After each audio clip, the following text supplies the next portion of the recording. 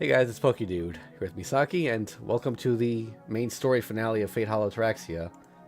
Not the true finale, we still have the Eclipse stories to get through. We got Capsule Servant, and even though I said I wasn't going to do it, I've been grinding the Hanafuda stories off stream so we can just watch the cutscenes. I have 5 left to do. Yeah, but before that though, let's wrap up this main plot. Let's go for a walk to the Black Holy Grail.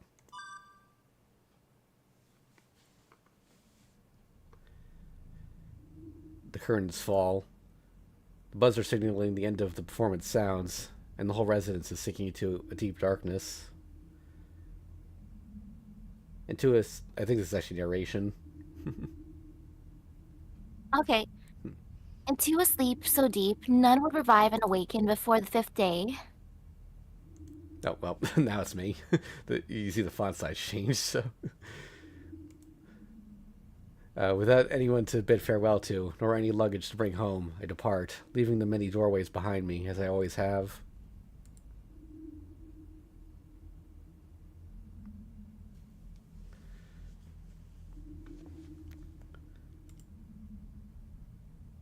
Yeah, it seems to be alternating between narration and Shiro.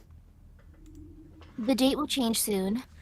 On the night of the 4th day, the Black Moon comes to do away with me, the only survivor. That's the foundation I'm going to destroy. Oh. I continue on, stifling the screams. I'm actually not sure if it's Shiro or Egermanyu or some mix of both, but this is the tower that I will reach the hollow sky from. Since I already know what my true identity is, this path should appear here.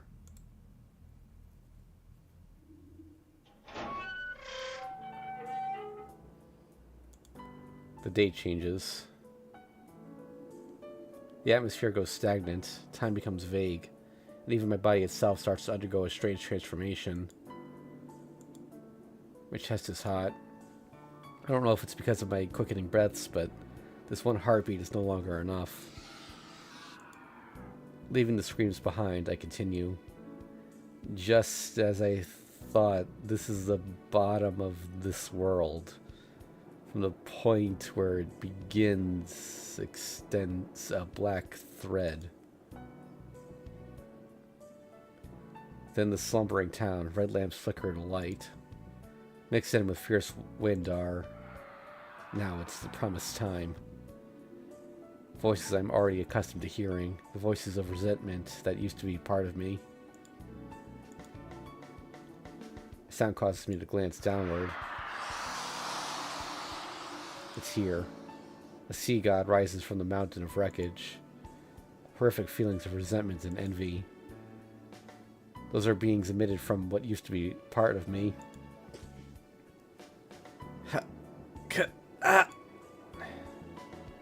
I run to the stairs. I have to hurry before they catch me. I have to run faster. Run faster. Where is it you think you're going to accomplish? Running. I need to put an end to this wish. My vision begins to fade. It wasn't my vision that was fading. Rather, it was the functioning of sight that was returning to its original non-existence. That's right. No way it ends like this. That scream inside of me comes to plug my ears as I crawl up the stairs. So far. It's a lot of stairs. Yeah. I was going all the way to the moon, so... Far enough away that I doubt I'll ever reach it. Far enough away that I don't even have the will to reach it.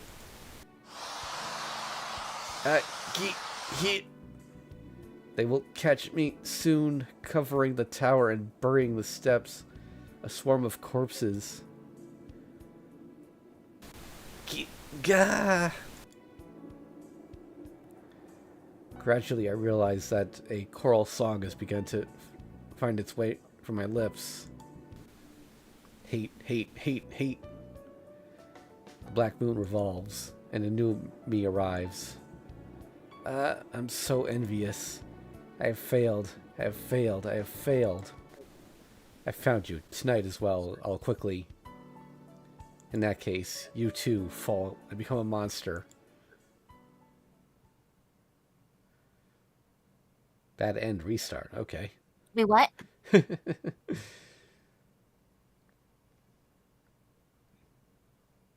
Man, if I noticed that short of one than that last week.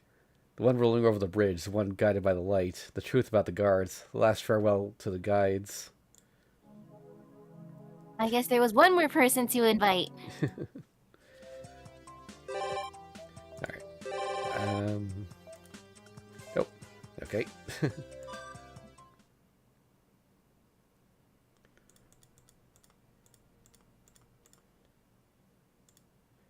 Last time.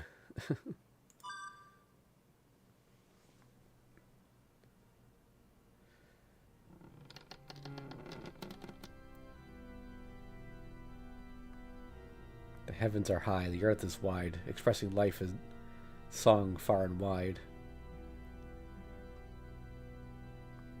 Resounding song of joy, and the melody of kindness that overlaps prayer. Her performance doesn't falter even for a moment. The performance, as if it were welcoming her visitor, smiles for a brief instant. I sit down on the dilapidated pew. In the end, so as not to sink into this kindness, I shut my eyelids.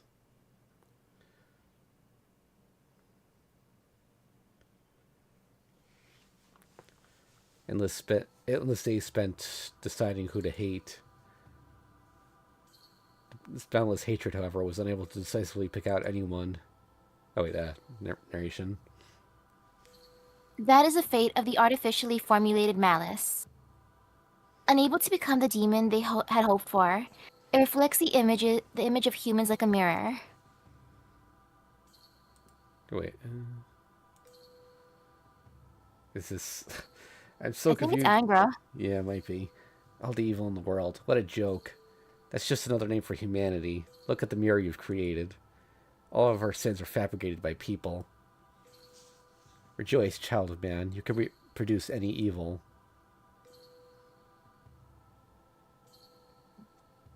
Malice is not what frightens us. What we continue to fear is the weakness of ourselves who enshrined it. Feeling joy in throwing rocks. Numbing the feelings, paralyzing morality, and becoming something ugly. In this cruel world, we cannot live without hate.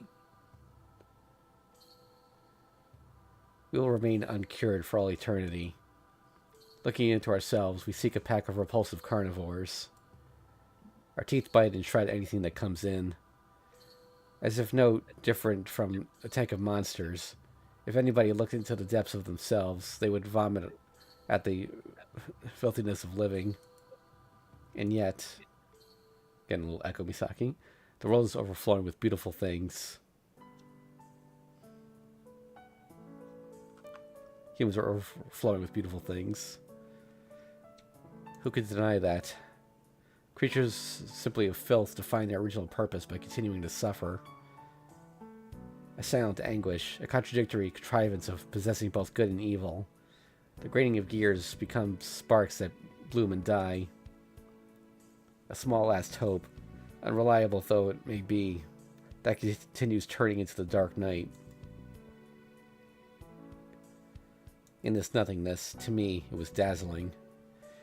What a misunderstanding, a self-righteous utopia. What's ugly is simply ugly. The only beings who manage to find beauty in ugliness are humans. And even that sentiment is washed away in the blink of an eye. But that's enough for me. If the radiance only lasts a moment, that is enough. In the midst of this eternally existing evil, if I continue to embrace emotion, even if it was false, then that light was real. That's right. Since antiquity, people have thought of the concept of stars as something they can depend on. I too reach out my hand for all eternity and continue to gaze at the eternally elusive moment. That's why, at the very least, while I'm still human, I like to do something human. I didn't leave anything. In this false void in which I could save nobody, I wished for some sort of meaning. I felt that it was beautiful. That's right. You are correct. That's right. Oh, wait. Oh, oops. Yeah, I think it's Sagamine. Yeah. Okay. Yeah. That's right. You're correct, Emiyashiro. Even if the sinfulness of your mistakes and sentimentality sears my eyes, I too wanted to yearn for something that I felt was beautiful, just as you do. I just wanted to try yearning for it.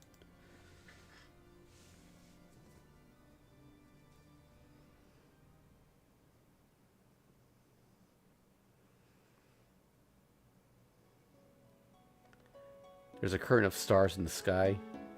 The long musical performance ends, and a dry sound rings throughout the ruins. Crack, crack, crack. It isn't the sound of fire crackling. The dry sound is coming from my hands. In short, I'm clapping for some reason.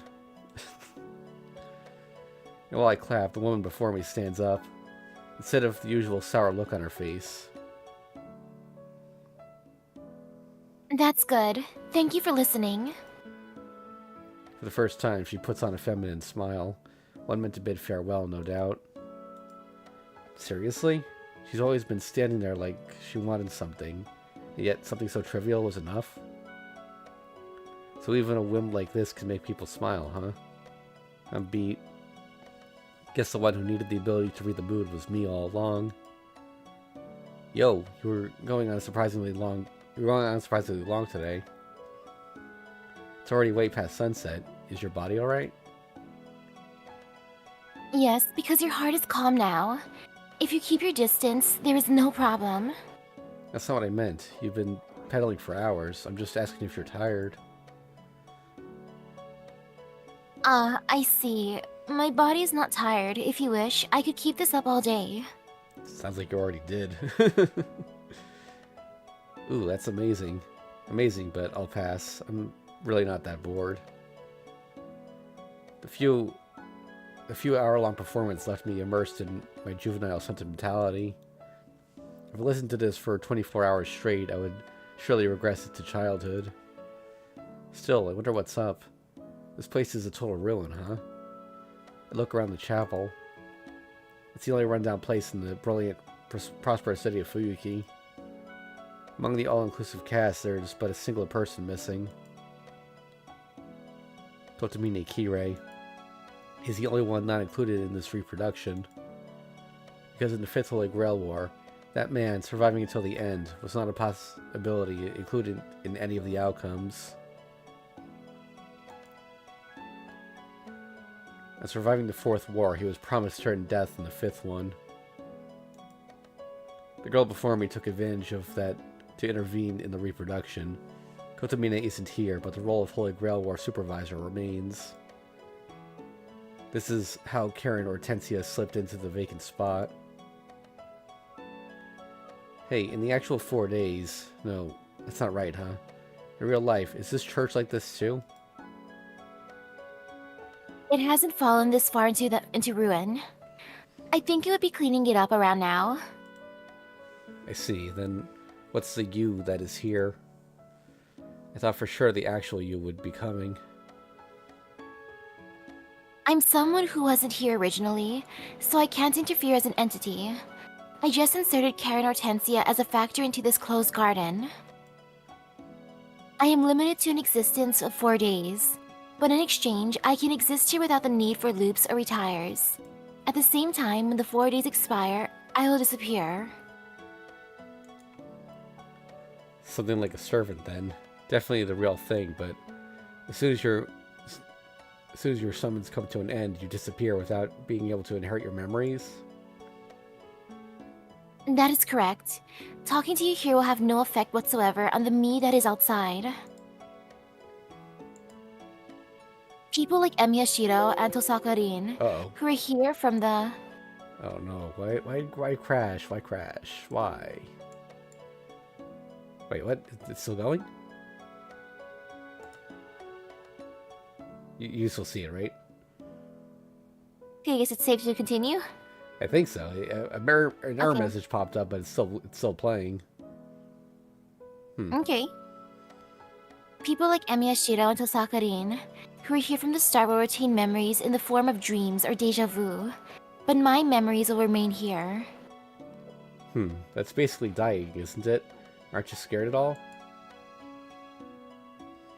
When you are dreaming, do you feel reluctant to wake up?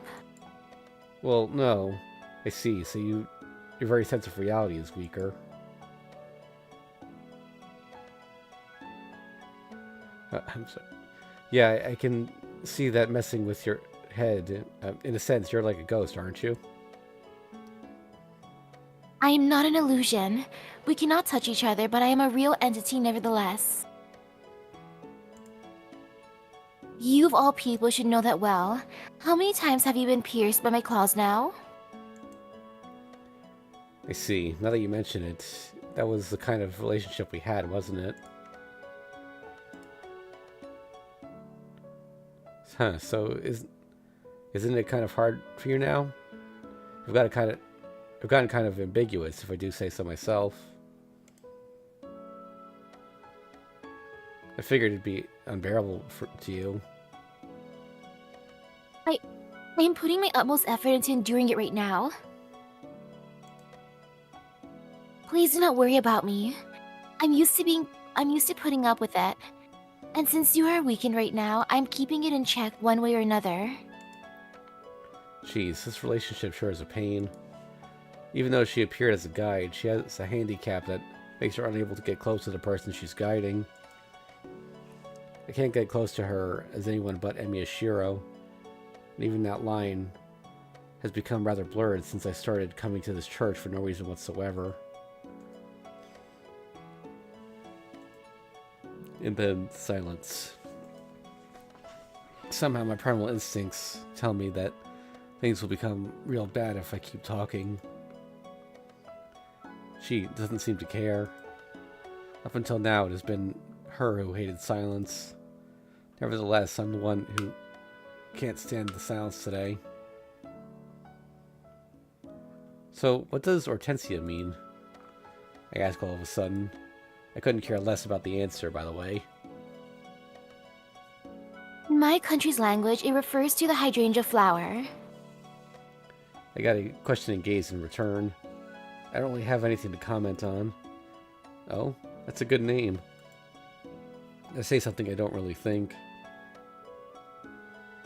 Yes, I do not remember my mother at all, but I like this name. The name Karen I received from the language of my father's country. I wish I hadn't asked. I was being sarcastic. Hydrangea flower. I meant that the image of snails oozily gathering underneath the leaves really suited her. Nevertheless, she smiled, saying it was beautiful. I'm a little curious what hydrangea is in Japanese now. Just gonna check that real quick. Let's see. Hydrangea. Ajisai. Okay.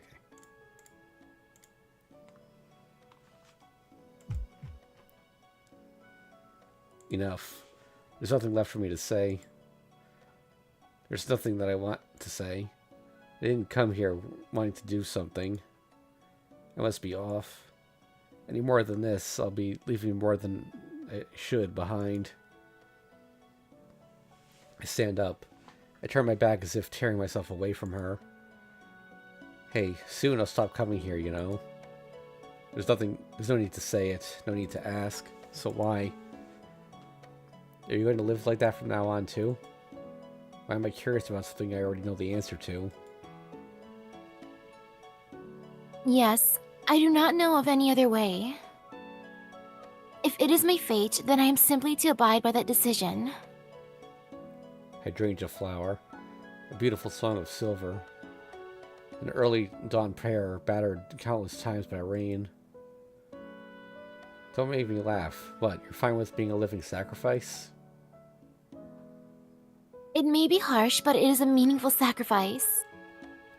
I have no need to grieve irrationally that I am the only one suffering.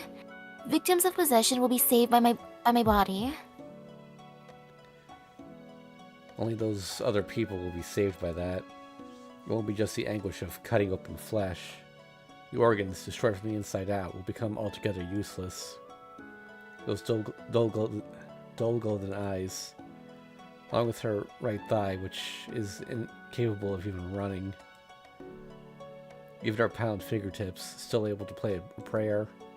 Sooner or later, they will all cease to function ever again.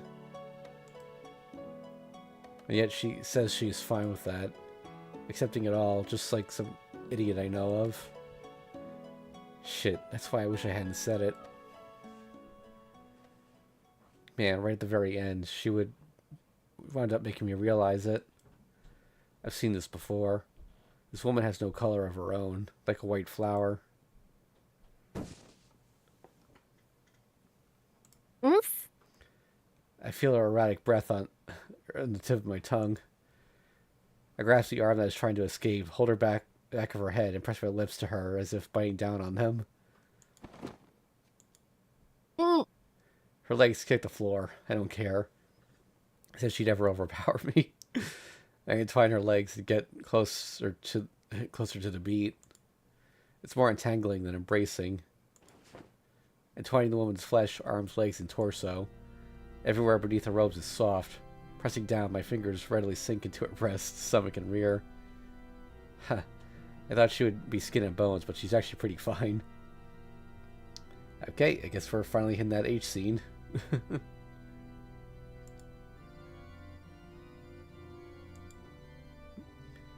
Our bodies press together. I force my lips onto hers, contorting the shape, and pour all of my foreign stuff into her mouth. No, don't! I grasp her jaw and force her teeth open. To melt her from the inside, I pour her in my sopping heat.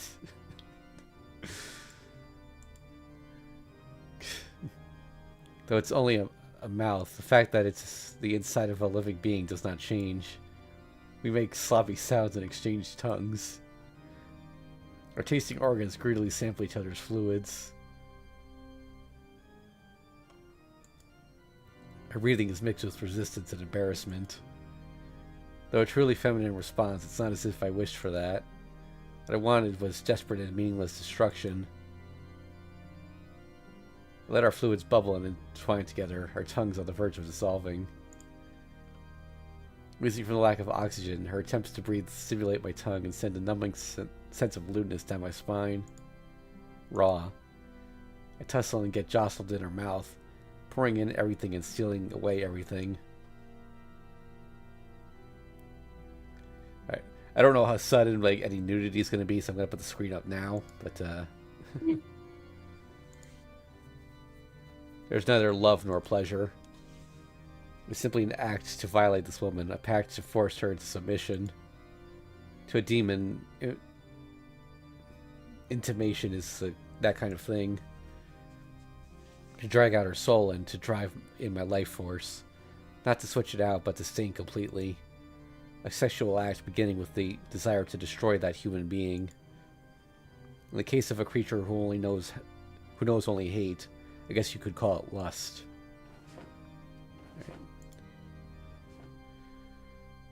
Please let go of me.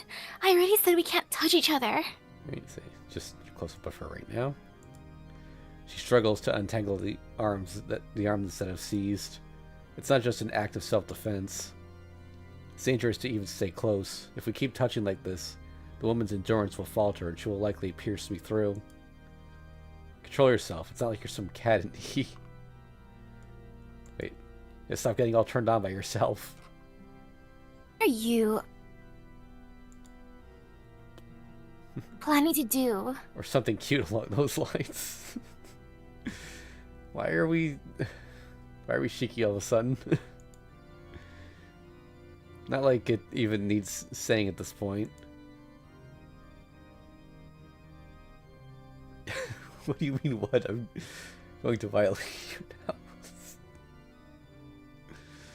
Why? You said you had no such desires before. Who knows? Guess it's the same as an appetite. Kind of like eating when you're hungry. It's just simply that. Something finally snapped inside me. I just had to hold this woman. I twist the seized arms. I hold a resisting woman to my chest. No, with your With you as you are now, my body, it will... Give in and murder me, huh? I don't care about that right now. If you're going to kill me, then kill me. If I'm going to die, then I'll die. I'm fine with it. Yeah, okay. You have to take what you're given, right? I like you too. We're two of a kind, and I'm going to have you keep me company one last time. I'm picking her bandaged body. I pick up her bandaged body and send the stairs. No, The woman seems to be restraining her body with all her might. Making no effort to resist my hold, she grits her teeth in pain. My mind fills with violent emotion. All the human reasoning I've managed to keep together until now is collapsing. I just realized I forgot to close my door. I should probably go do that. 1 second.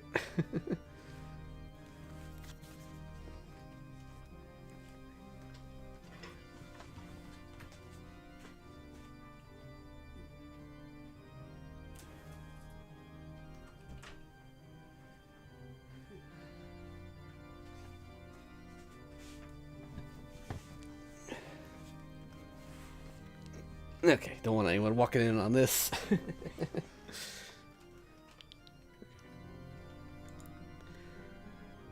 Just as this woman holds back the effect of a possession, I'm stopping my mind from crumbling altogether.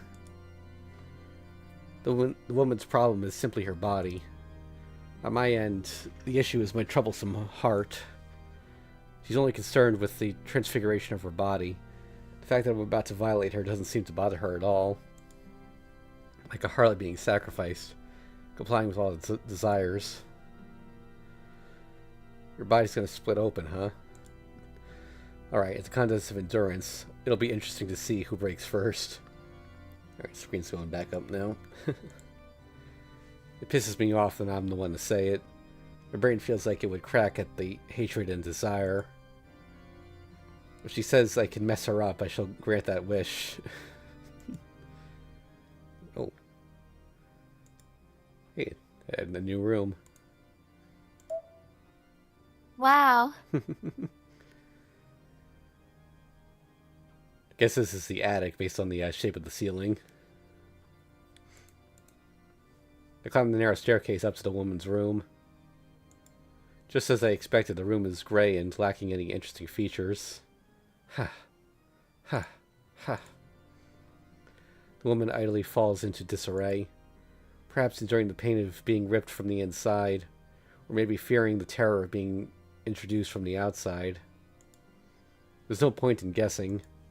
Regardless of which it is, the agony will only intensify. Man, what a boring room. But I see. That light was from your room, huh? Ha. Ha. Ha. Ha. Alright, I'm not sure if that's breathing or laughing, but she doesn't have any strength to resist either. The woman is desperately trying to bear the pain while being held. Don't be such a prude. You were watching from up here, weren't you? When Emiyashiro got turned into shish kebab, or when he got gobbled up, or when there was nothing left of him but his head like a big old rubber ball. What was going through your head when you watched that all happen by yourself? That you weren't doing anything. After all, whenever I died, there were demons all over the place. Okay, so she was up here the last time we died in front of the church. So she was watching. Yeah. What are you trying to say? Her voice is hoarse. It's as if she's a feverish patient on the verge of death, and yet she cuts in despite that. Nothing much, really. I've already heard your Chase sister, so I'm not blaming you or anything.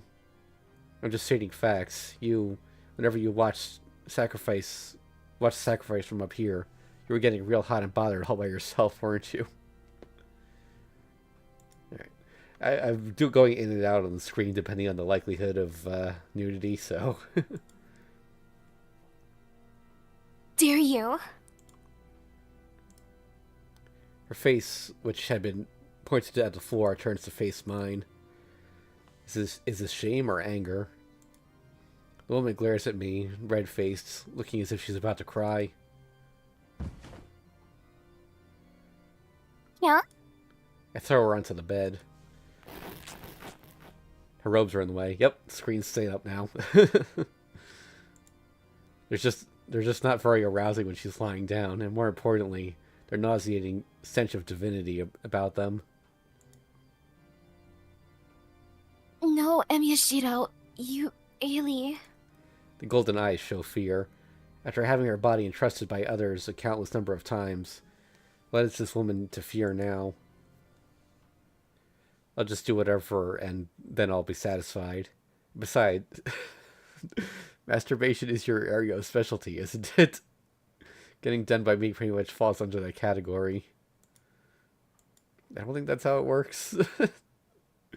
There's no objection. The woman does not oppose. My face itches with irritation. I scrape hard at my cheekbones with my nails and stare straight at the offering before me. Oh, yeah. Okay. Huh, so this is the image we saw that one time. Let me... I was scrolling. I guess I gotta wait for it to stop, but... Okay. Strangely enough, I could show most of this. Yeah, I'm not gonna hold on the screen, but yeah, she's naked down there, not wearing any panties, so can't go any further than that. But He wears nothing under the robe. it seems like her breaths are filled with lust. I haven't even started yet, and she's already trying to suppress her aroused body. I unknowingly match the rhythm of rise and fall of the woman's shoulders. Oh, just as a reminder for anyone who might not have seen our previous playthroughs, we're not going to read the H scene in full. Once it starts getting, like really explicit, well, we're going to just skim through it. What is this? What is this? What is that before my eyes? It's utterly ridiculous. The unsightly bandages, the corpse-like body, an albino predestined for a short life. A combination of all these factors and the alluring display of flesh. No doubt, all that would make even someone impotent demand the act of procreation. Every cell in my body is abuzz. The flesh of a demon-possessed female, like the fallen Sabbath itself. Forget about her mind. Her body has long since succumbed to sexual desire. The raw color of her limbs, the scent of her sweaty body, the sound of her sensually distressed breathing. The extravagant dish throws all five senses into madness. The breathing that echoes this stone room is filled with pain. Even having no voice, it pleads, "Please stop," to the observer. She stops that plea, the fear in her throat, and gazes at the sinner before her, as if to indicate. She's lived like this time and time again until now. Okay, we're back up in the room. Okay. Her face stiffens. Her hot breath is close, and so is her flesh, close enough to stick out my tongue and lick her all over. Oh, okay. Cold. Even though we've yet to touch, you are painfully cold. The more severe the pain becomes, the more strength the woman gains to refuse me.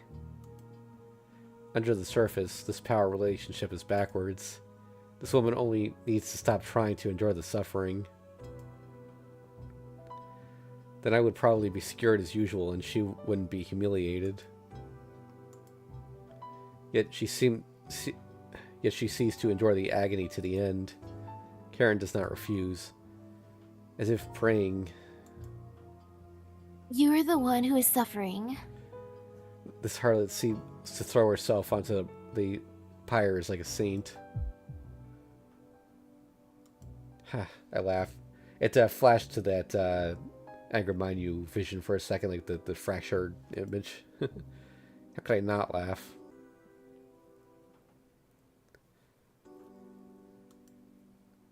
I guess he's licking her. Yeah. We'll start skimming through this now. I snake my tongue around her entire arm. The best way to check the flavor is to taste it. Okay. Yep. Got nothing to do with me. Okay.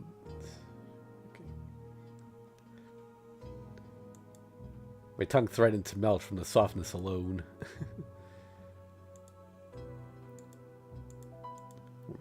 Okay.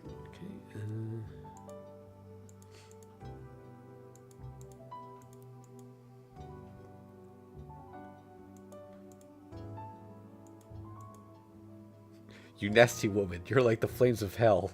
I get hard as a rock.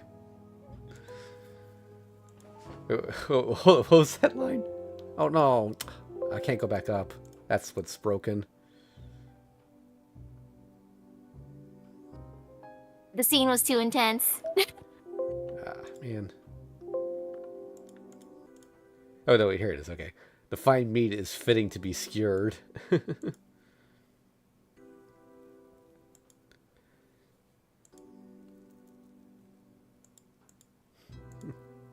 right, he lifts her leg up. All I know is that it serves to irritate the engorged and hardened sexual organ that's already about to burst.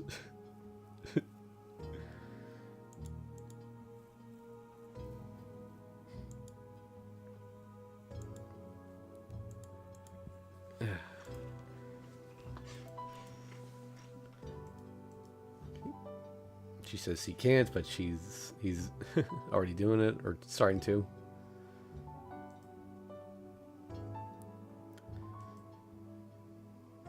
She's fine with taking his body, but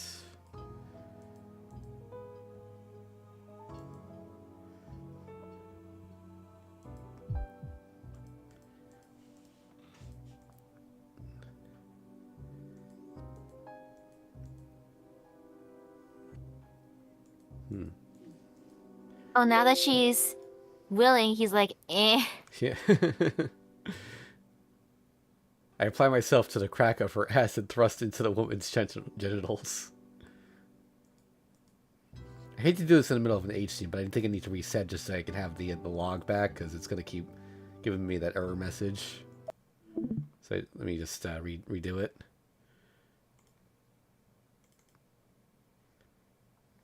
Why is it over there? Okay, let me... oh, your screen share back up. Okay.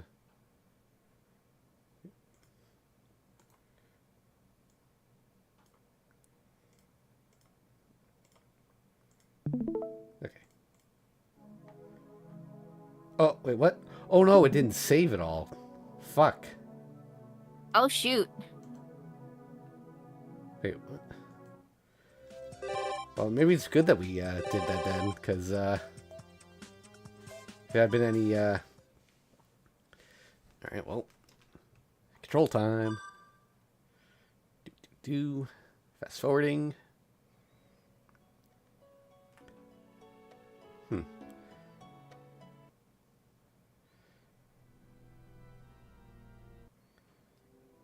Okay.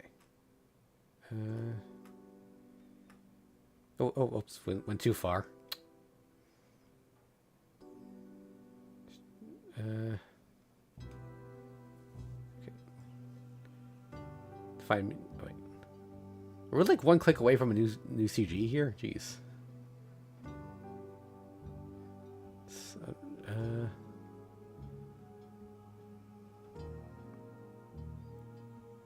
Find myself to crack. Yeah. One click away from a new CG. Okay. But I can't show it in this state here. It's like fading over itself. Like.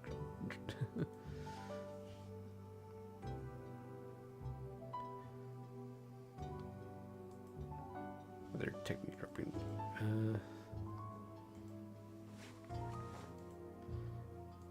There's no pleasure to the insertion. The feast begins now.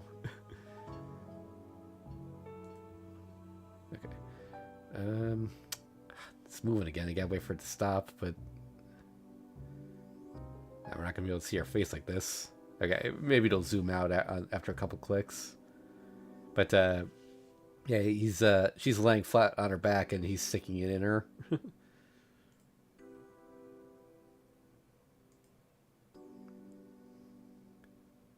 Oh, and also he's lifting her legs. So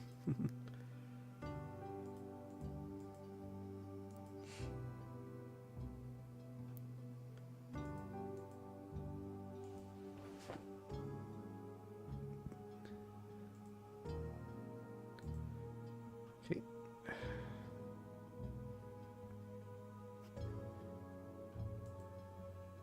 Okay. All right. So here's the full That image. one line back there. Which one? The which one are you talking about? Yeah, like as I move, she suffers, and my thing revels in the tight engulfing Yeah. sensation.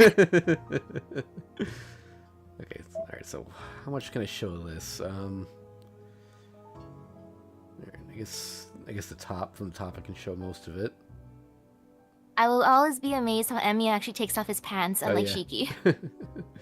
Okay, yeah, she is completely naked, so I can't go any further down, or you'll see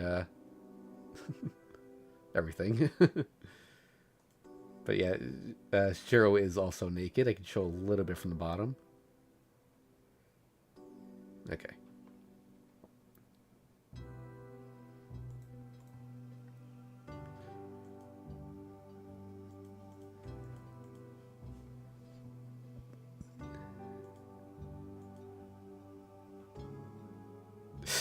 The entangled pubic hair still feels rough more than anything. What pubic hair? They're both shaven. It's invisible.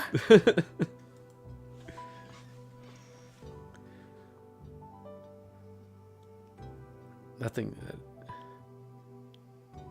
There is nothing that is melted together, nor anything that is clinging together. The sensation of sexual fluids remains at a nominal rate.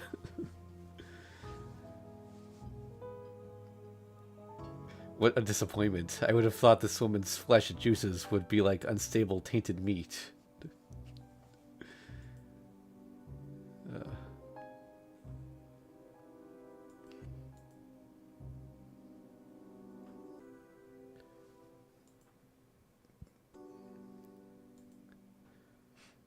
She's saying she'll never become possessed. Let's see, No matter the strength of her will, slowly but surely, her body transforms into that of a soft, blubbery woman.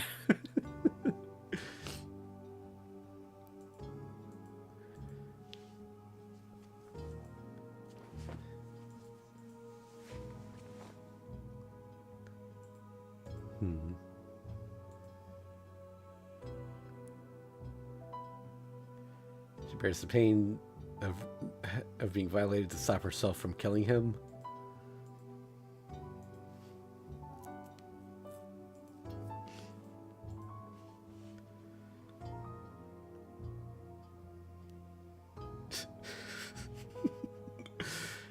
Her breath becomes hotter, and the woman's vagina, the bubbling and seeping juices, and the feeling of wanting to come filling into the middle of my rod, melt together harmoniously.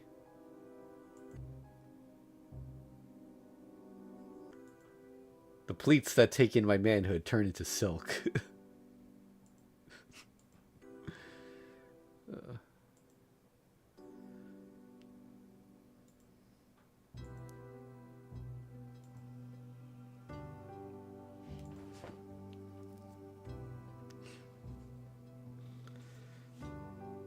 She says it's incredible. Yeah. And also talking like Yoda for some reason. Inside me, you are.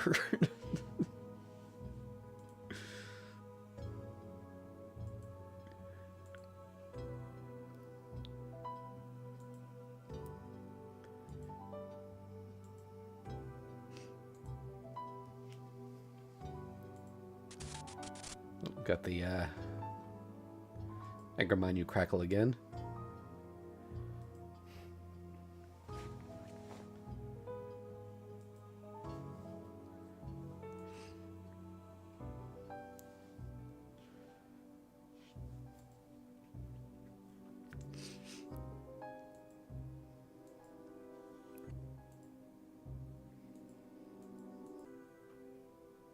Hmm.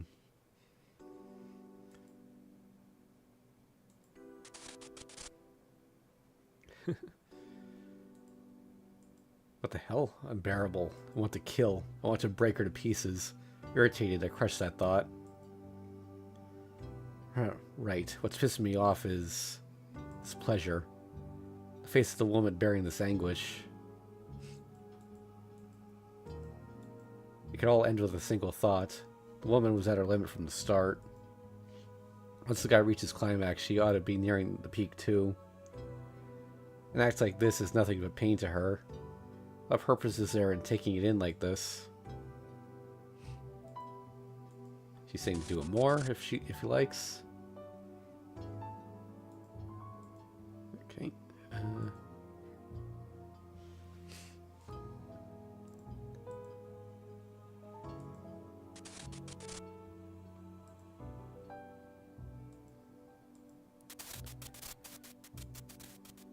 Strength, and then stop caring about everything, and my desire for her halts to a standstill.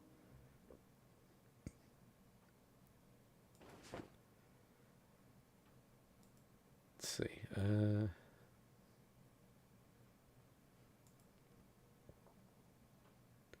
woman's spread out body. Filled with heat, the woman's body is desperately endured the pleasure is finished with the peak of its condition. It's a luxurious meal that would have me unable to ever eat anything normal again if I just leave her without tasting it. If I just leave without tasting it. Pull my body up. Really, I feel like throwing up. As the passion left in my core continues to smolder, I try to keep the welling malice down, not having been satisfied one bit. Miyashiro, with this, is it over? There's only relief. The woman is freed from her austerities and her ragged breaths begin to subside. That's fine. That's fine, so what am I doing? From the start, I only wanted to have sex with this woman. I didn't care about her pain or anything. If the deed is now done, it should naturally have been it should have naturally brought relief, so why? Like, it's because it's not the end. This is too short for a scene. Yeah. Thank goodness. Somehow, I endured. Is perhaps what she wants to say. The woman, while still unable to move her limbs, scans her surroundings. I don't get it. Looking around restlessly with her golden eyes. Were you alright? She says out of concern for my insignificant body. It just flashed to her playing the organ for a second. Psh, what's with that? It's pretty much like a bolt of lightning. It's a kind of irritation that felt as if it could completely split you from the top of your head to the tip of your toes. Even while gritting my teeth, my chest is filled with the intense heat, putting me on the verge of vomiting. It's because you showed care for me. The pain in my body is also... Wait. The pain in my body is also yours. The reason I was able to resist possession is because of Miyashiro's self that you used. The golden eyes look dimly in my direction. Those messed up eyes. Just like her limbs, they're wounded and losing their use. The reason a woman was frightened was it simply because she was unable to see my appearance? That is the true nature of the woman before my eyes. The dedication to throw herself into the pyres. The love for humanity that makes her care for others even after being not consensually intercoursed with. The squirming private parts, a brightly, wetly glistening slug. There's no part of this woman that is beautiful. Hey, what about you? Is this right about your limit? My cheek is itchy. I scratch the cheekbone with my fingernails. Yes. I don't think I could have endured any more than this, so I'm glad I did not pierce through you here. That's too late. She should have pierced through me before I noticed. Too bad. From now on is the good stuff. Up until now, it's just the desires of Emi Ashiro. Huh? Time for round 2. I rake my nails along my cheekbone as if to peel off skin. Rather than violating the rules, this is more like abandoning the game. Just for now, I shall not deny all that I am. The woman's body springs up. Just being close to a demon makes the flesh fall into a possessed state and begin to tremble.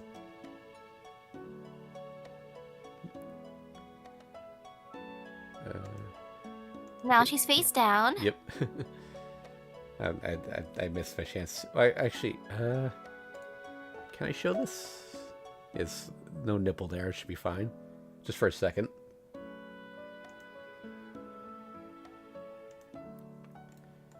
Okay.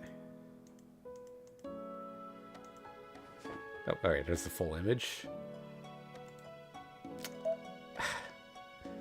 Strictly speaking, there's no genitals here, but it's very clearly sex, so I can't show the whole thing, but I can show enough of it. Just from the side.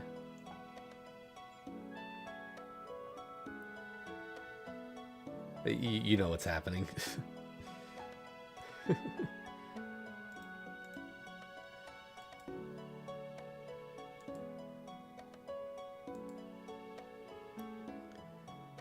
Let's see, alright.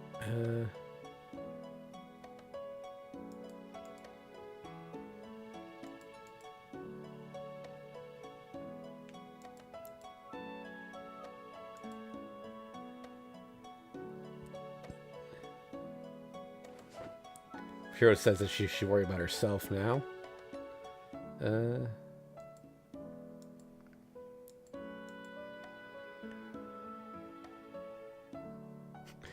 I push my towering genitals against the crack of the sopping flesh.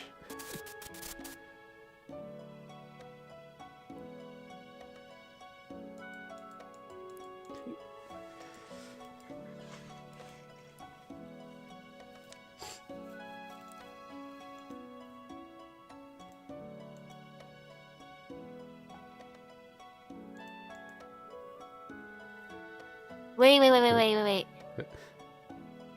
The woman takes a part of my body through her demonic possession. Is she clawing away at him down there?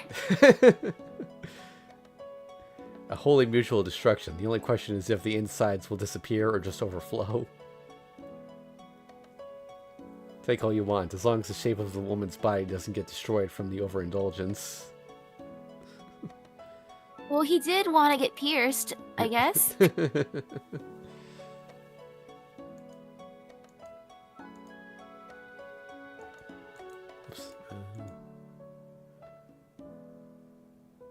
Each time my hips thrust and pull out, another crack forms in my skull.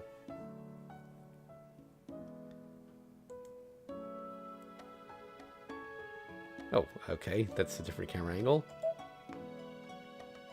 I guess I can show it from the top. Yeah. Again, you know what's happening, so...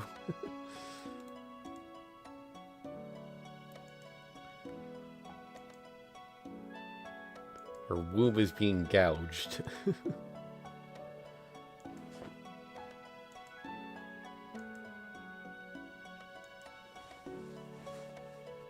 Okay, they actually added a blur effect, so now it's to indicate motion.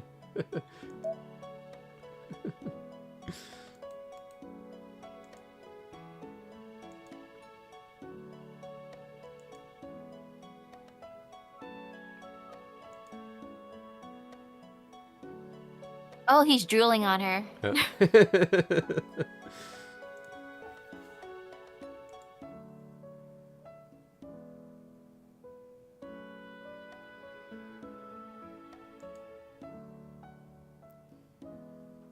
The pierced meat of a mature peach.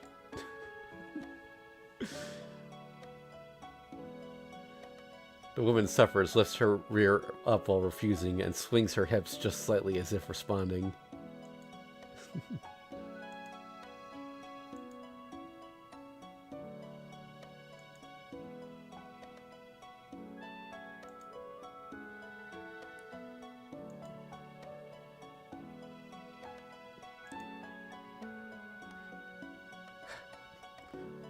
This shouldn't get demonetized since our previous H scene encounters didn't, but if it does, I can't submit a manual review because then it'll probably get age restricted, or maybe even taken down.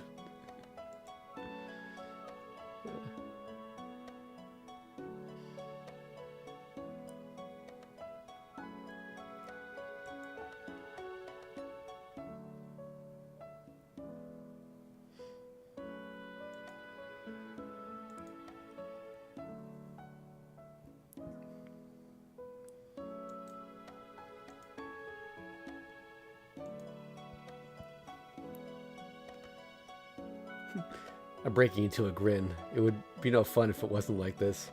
To hell with the pleasure of being wrapped around. I only want the screams. If it weren't a struggle for life, it wouldn't satisfy my sadism.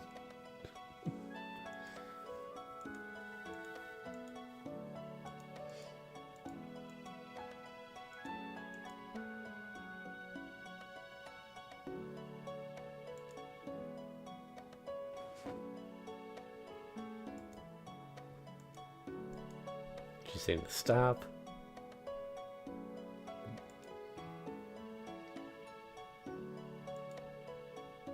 Oh. Oh, okay.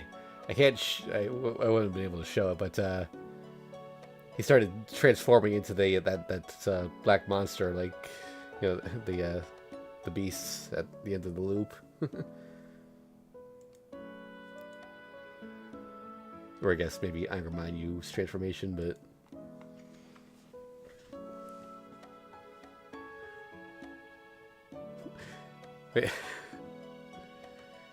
she doesn't know what will happen, and he says, "What are you talking about, exorcist? This is what it means to be swarmed by monsters."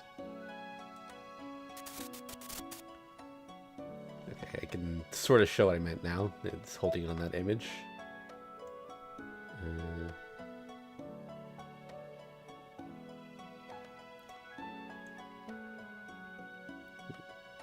Okay.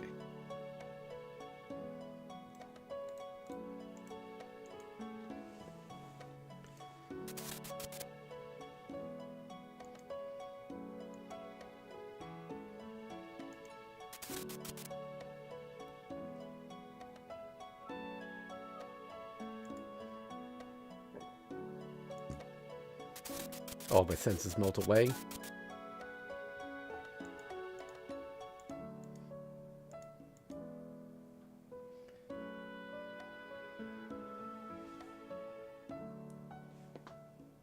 Hello there, Ritzia. How you doing? We're in the middle of a scene that we can't show on YouTube, so...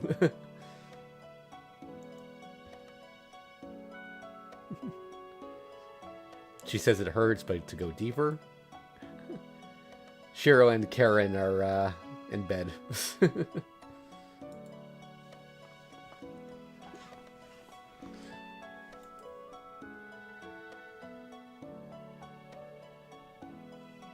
She says she's going to overflow.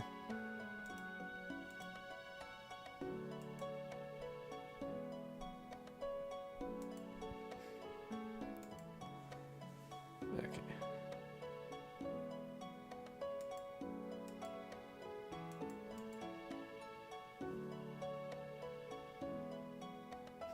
How convenient. If it's a matter of one or two hands transforming, then I'll rip them off and swallow them right then and there. If her insides leap out from her abdomen, I'll stick my face there and devour it, keeping her human form.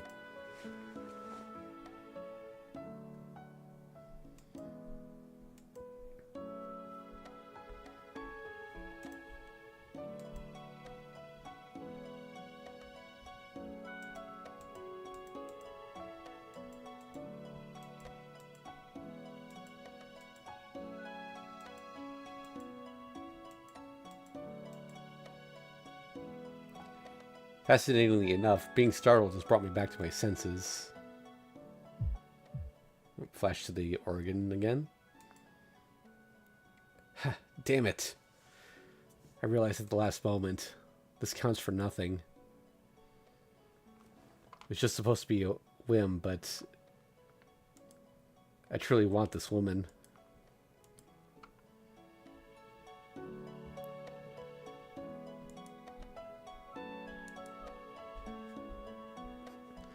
She says she won't stop it anymore.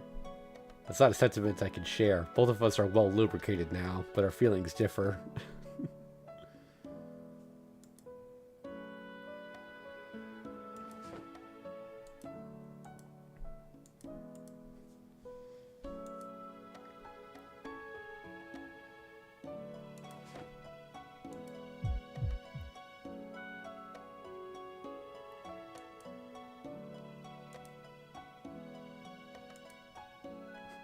Something semen-like is about to spill out.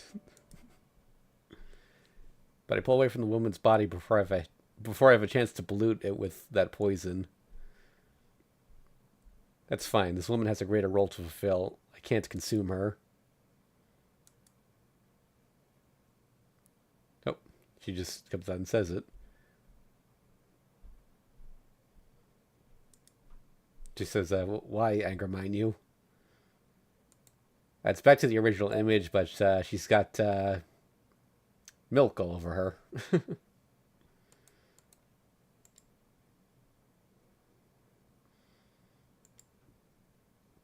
It's also foolish.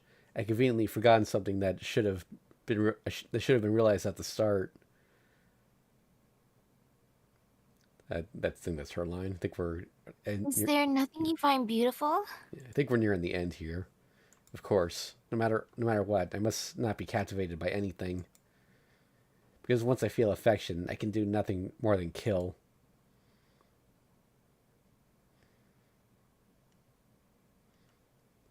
The temperature drops. Having done the deed, I hurry to rebuild my broken shell.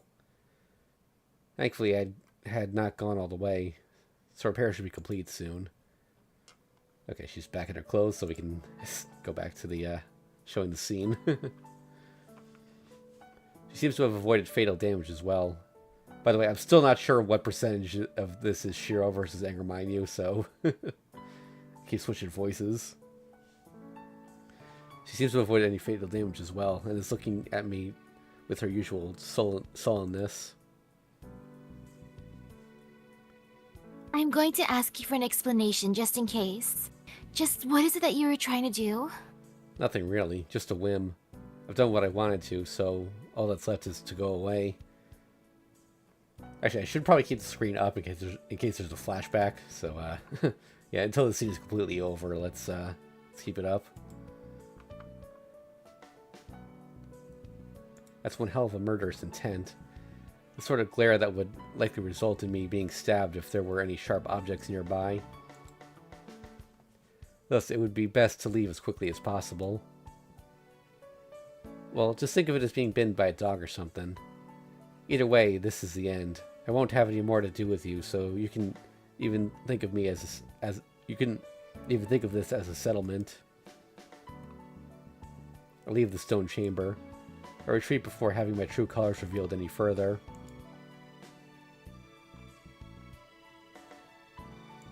Even an excuse. I'll change my question. Why did you stop? I thought I would be consumed at that rate. Yeah, that's what you wanted? But I'm ever so sorry. I slipped out of consciousness, so I don't remember. What a disgusting way to avoid the issue. I was utterly foolish for asking. The woman lets me pass, clearly not in the mood to ever see me again. Now then, before her mind changes and I get punished, I depart so I won't ever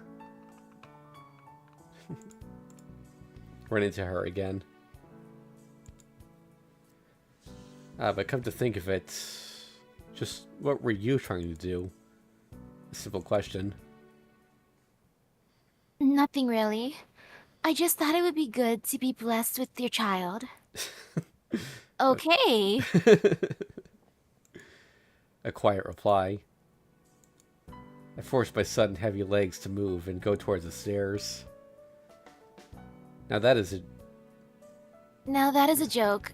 I am the one and only. It would be a problem if there were more than one of me. I think that is Shiro / Agrabine you. Yeah. I'm the one and only. It would be a problem if there were more than one of me. I agree. You don't seem to have any abilities worth recognizing in the first place anyway. That's for certain. I bring her a final chance to counter to an end while smirking at the unforgiving woman's words. See ya. You felt pretty good. Why, thank you. Now go and repent, beast.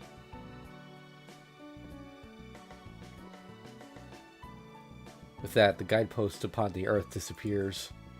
No more will I, the regular visitor, appear here again. I like how the one time he pulls out, it's because it's the one person who's actually willing to get pregnant. He's like, nope, I can sense it.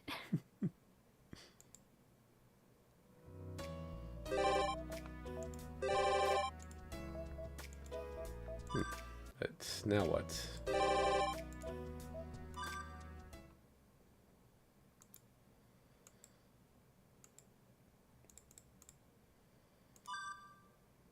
I'm guessing that we just go straight to the 4th day, but just in case, I'm checking each day. By the way, the background music changed.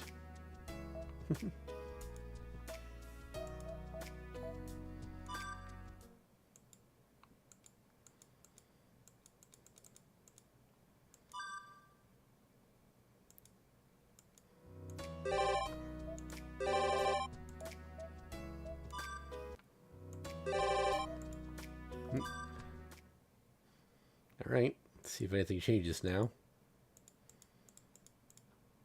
Go out for a walk. It's the Black Holy Grail.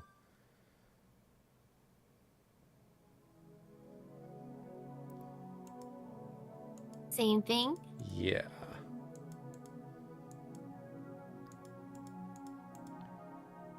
Oh wait, no, I think this is new. That was quite easy. Well, if you think about it, only 4 days have passed. Maybe it isn't enough to develop affections. There isn't anyone to bid farewell to. Oh wait, none. I'm actually not sure now. They will change soon.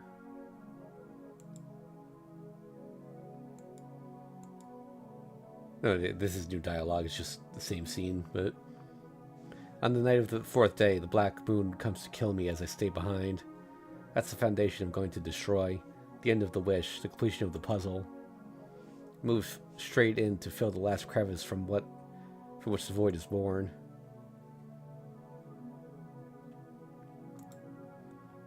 I continue on, stifling the screams. This is the tower that I will reach the hollow sky from. Since I already know what my true identity is, the path to return to where I belong should appear here.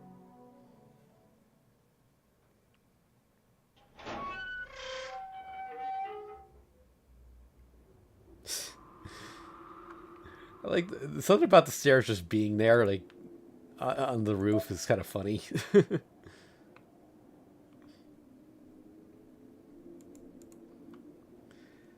On day 4, at the end of the performance, as the end of the performance begins, I finally arrive at the dance floor leading to the hollow sky. The moon darkens, the town overflows with corpses.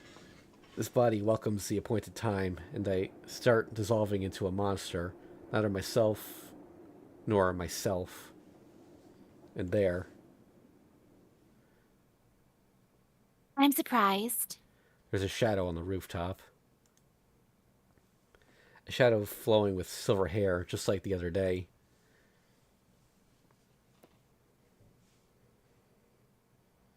Isn't that too much of a service to have you come all the way here yourself? The one admonishing and guiding me is waiting. It is not. Meeting you in the 4th night has become somewhat of a habit to me. A curt response without any hint of embarrassment, just like always. Now that you mention it, you're right. Well then, what did you come here for tonight exactly? I've come to be your escort. I do not know how far I can go, but I will accompany you for as long as I'm able. You got a problem with that? That's the line between the lines. Ha. My mouth stretches into a grin. Damn it, if that's the case, I can't help but get motivated myself. Still way too much service from you. Don't think any of this is in your job description. Am I bothering you? It's the other way around. You moved me to tears. It's awful to not have a partner to show off for. Anyone's fine. Just having you nearby helps. A true friend in my time of need. Facing the hollow sky, I step forward.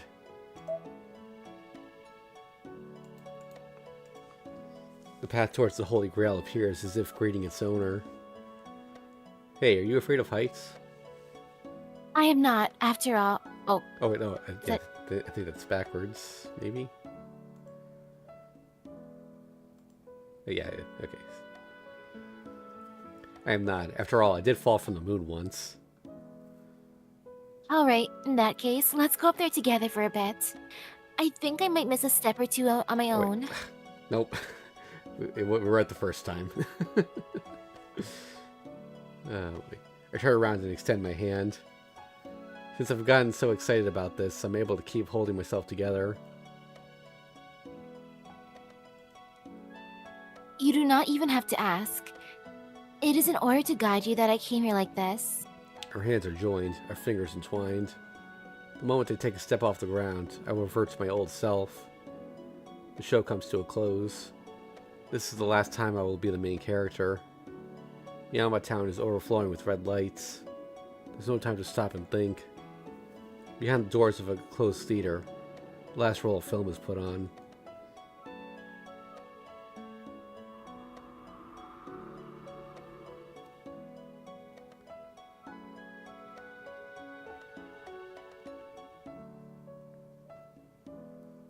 Every step I take causes reality to fade away. Every step up causes time to accumulate and stagnate. It was just minutes ago that I started the ascent. Yet it seems to have started so long ago that I can no longer recall when or where it began. I'm fading away. At times, my creaking limbs feel as if they're going to give in to my raging urges and fall apart. But I'm not the only one taking damage. The woman holding my hand grimaces in pain every time. She's a fun partner to show off to. How far does this go? I continue climbing up the stairs while cursing, displaying humanity all the way. Come to think of it, Shiro has a memory similar to this as well. Two people walking up long stairs together. I wonder when that happened. It's only been an hour, but I've completely forgotten about it. Look, the red lights have stopped. I look down. Oh, no, she said it, but I look down at her urging. The monster horde that descended upon this town has stopped, unable to enter Shinto. Miyama is awash with red. My remains rampaging. My remains rampaging in the sleeping town. I gaze at the repulsive sight for a while. I climb the stairs. The ground is far away. The sky is near. A dream given form, someone's wish. With every step, all the things that we sought after, but never given because become more distant. Feels like the story of a faraway land, now completely unrelated to me. How many times did I walk along these streets? How many times did I reflect upon the ordinary? There's no place which I don't know. There's nothing I didn't experience. With every turn, the not yet known blank piece of paper at the start had been slowly filling up. And the more it is filled, the dimmer its light became. The more I fall in love with the everyday routine, the more I look forward to every new day, the more I lose this glimmer. I knew from the start that it was an inevitable consequence. I had more than plenty of fun.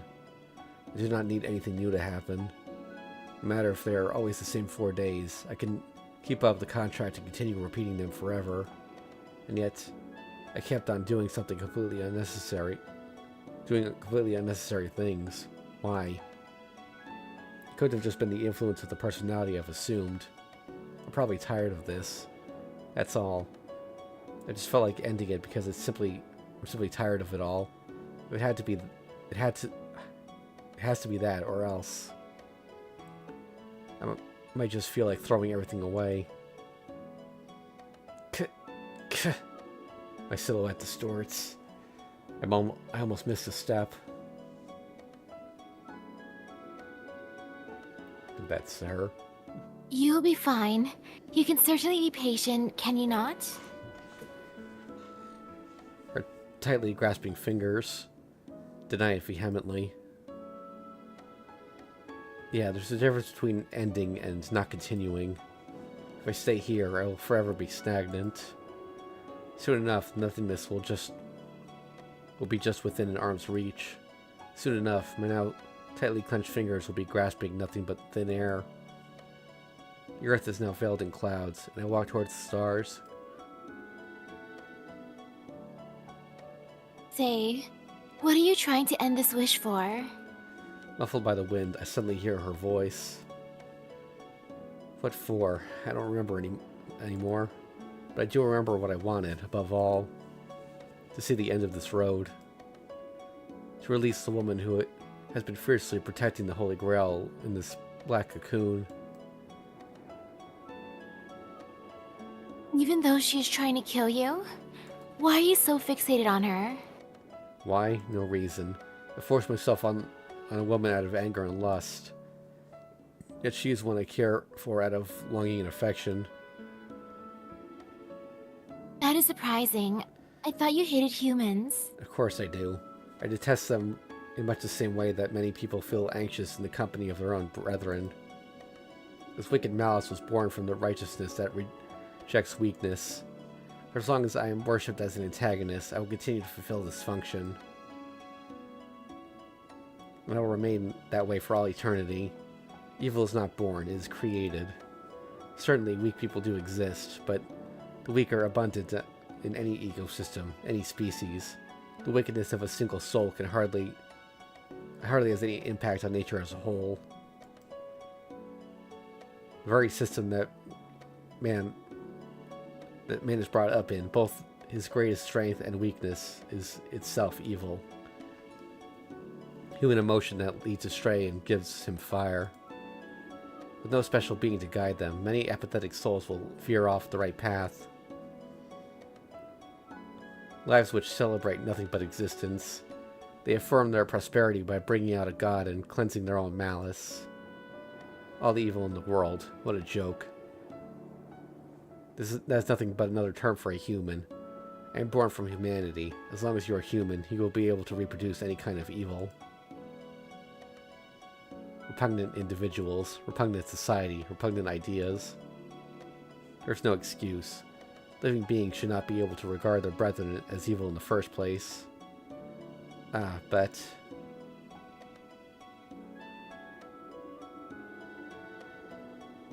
even so, there's value in life. There's value in life, even in living beings which created evil. Even if there's no value in humanity, there's meaning in all of that history that has accumulated up to now. Even if they stray wrong for an eternity, if they stay wrong for eternity, as long as those hands are able to do something, surely there will be something we can save. Like a journey to the stars, aiming for the distant sky and climbing up a long stairway. I had noticed since a while back. Wait, that's her? Yeah. Faint sigh of relief. Her lips part. You're like a rock star.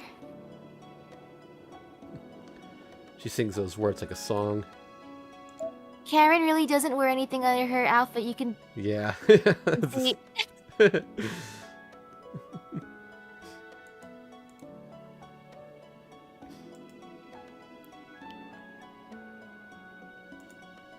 don't understand the metaphor, but being compared to a star can't possibly be bad. They certainly do exist, but my hands will never reach them. It was one of the few shiny things I was able to see.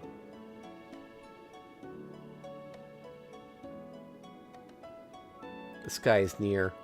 The world of humanity will soon be over. Only those that belong there in the first place will be able to proceed further. There's no need for words. Just as it happened to me in the moment I left the ground, her body too was slowly disappearing, as if announcing the coming of the finale. I searched within myself to see if there's anything else left unsaid. I can't come up with any witty remarks, but I do recall something I forgot to tell her. I might actually know your father.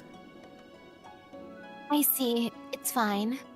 I already know that very well. A short and quick reply. If she says so, then that's that. Our conversation finally ends. Nothing but the sound of the wind remains. I do not stop, nor do I avert my gaze from the sky. I can barely feel the hand that's been clasping all this time. I've been clasping all this time. The moment we grip each other's hands to strengthen this vague feeling of touch is the moment we will realize we are both illusions, I'm sure.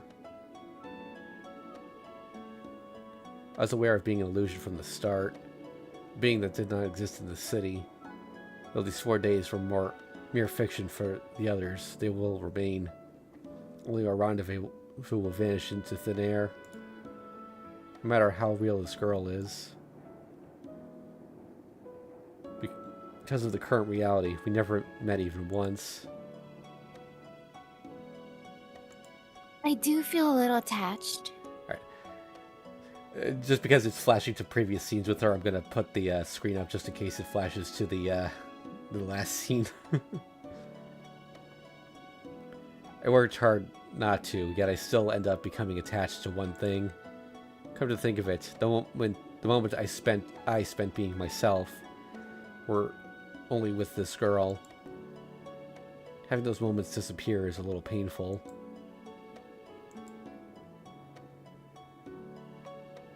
Well, even that has to end. Alright, it looks like we're close now. I can only feel the pinky finger now. It's already semi-transparent. The girl stops, and I go on ahead. Our connection breaks off easily, as if it never existed in the first place. See you. After I'm gone, please go see me again. Not for my sake. For the sake of this memory that did not exist. That had no meaning whatsoever. I cannot guarantee my actions after I return. I cannot say that I will not return to my country immediately after I finish my duty. As if this person, one who loves making fun of idiots with emotional scars, has no reason to go back quietly with such a treat in front of her. What do you think of the past 4 days? Me? I do not hate the city. Then there's no problem. If she could think this way here, then the real her on the outside should think of the same as well. At her words, well, my shameful attachment lessens just a little. Yeah, it doesn't matter if it's that gloomy church or in that stupidly noisy house. Karen, let's meet again. Next time, as you wished, I shall be that much more gentlemanly. Because this foul-mouthed demon wouldn't be possessing me again. The presence behind me disappears. That is right. Goodbye, Remind. As a special exception, I shall overlook exercising you. What little warmth remains is soon swept away by the wind. I don't have to turn back to know that the white flower is gone. It was a big lie to say that my attachment lessened. This weight will never become any lighter. I can see the last stop. The thread of salvation that flowed to earth is gradually breaking. On the land far below, I wonder if the dead, kept in check by the guardians, are watching my ascent to the sky. Just like that time, long ago, when I looked up at the stars from the top of the mountain. Looking to the fading brilliance with envy and resentment in my heart. Last interlude.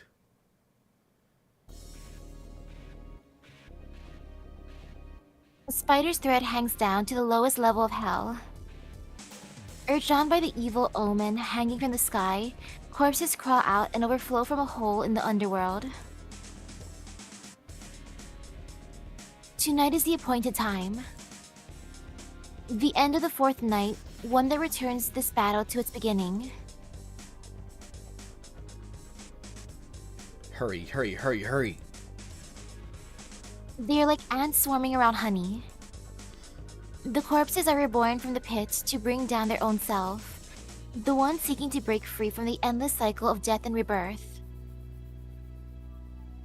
Don't let him escape, don't let him escape, don't let him escape, don't let him escape.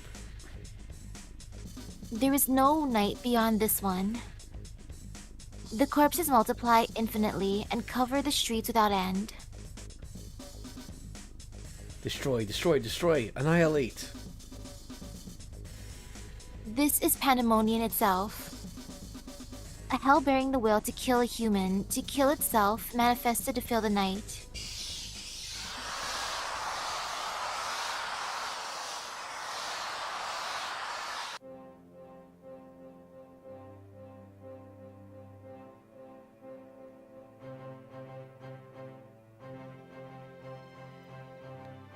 Oh, they sure are something. I wonder if they're not afraid of, that.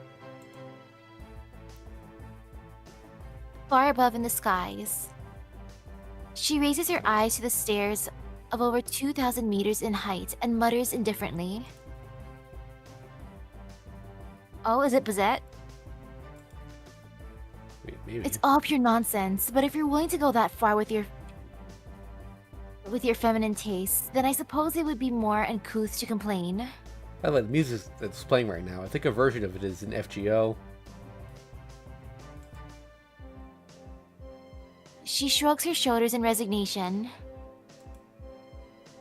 It's a primitive and theatrical spectacle, but the stairway is definitely impressive. A bridge of light bisects the sky. A protagonist and a princess walk the translucent stairs hand in hand. She looks up at that scene, one that can no longer even be found in fairy tales nowadays. Despite how hopeless the situation is on the ground, she can't help but break into a smile. Oh, it's Rin. At any rate, there's a bit too many, aren't there? Holding the fort from atop the bridge's support arch, she returns her gaze to the surface. Miyama is sinking into darkness. Welcoming the end of the fourth day, the town undergoes rapid transformation. Lights fade, people vanish, and the liveliness of the town freezes in place. At this place, this moment, the only ones who exist are those who participated in the Holy Grail War. The day and night, which had never mingled until now, interchange, and those who could never cross paths do. The adjoining plane of reality and fantasy, truth and untruth. This mere hour is precisely the borderline that separates the fourth day from the fifth. I knew that already, but this was not something I had predicted. They had completely covered the whole of Miyama in under an hour. For humans, infinity is a metaphor. No matter how many, no matter how much you exceed the bounds of human deduction, all things have a limit. Infinity is nothing more than a word, brought forth by the limits of our cognition. But the things before our eyes differ from that kind of an incalculable concept. They are truly infinite. A limitless propagating chain. A final lesion that became a conclusion at its beginning. A circuit of death with no breaker to annihilate itself, stoppable by none. A twisted ecosystem at its end wholly covers the ground.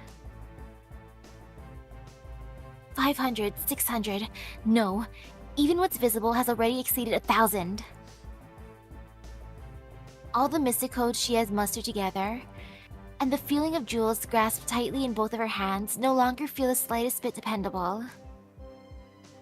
These could not delay them for even just a few minutes. Surely they will collapse the bridge, in the blink of an eye, shroud the tower rising over Shinto, and voraciously bring down the spider's thread. But does she have Ruby with her?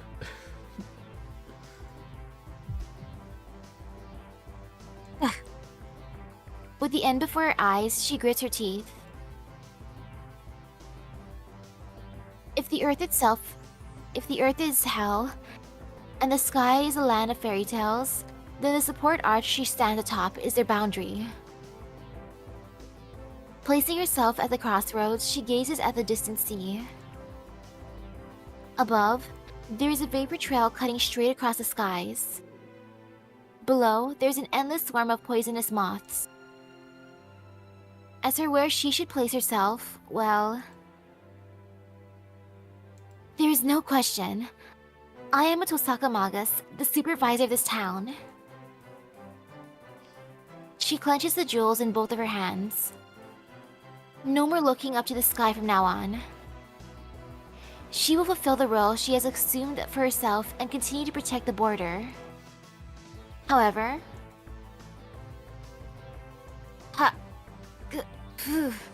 she has trouble controlling her breathing. The more she gazes at the surface, the more her gritted teeth creak. Her stiffened legs lack their usual lightness, and her shoulders are numbed by an unfamiliar pressure.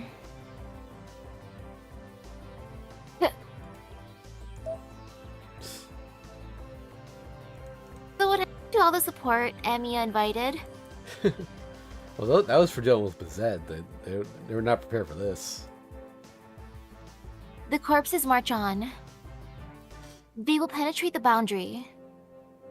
Before that happens, she will mow down the first wave. But she's trembling, unable to take this first step. Shh! Ah, damn it! This is so pathetic! Whack goes her tightened fist against her forehead. She acknowledged being up against the odds in the start. Having taken a stand here, she has no choice but to fight until exhaustion. Anfang. Moving her wooden legs, she takes the first step towards the swarm below. There will be no retreat. One more step, and she will be leaping towards her death. It's good that you're so enthusiastic, but shouldn't you let your shoulders relax a little? Oh, but it really is like you. Massacre them all or not fight at all, that is. Huh? The all too familiar voice ruined her departure completely. Hey, wait. Massacre? What do you mean that's like me?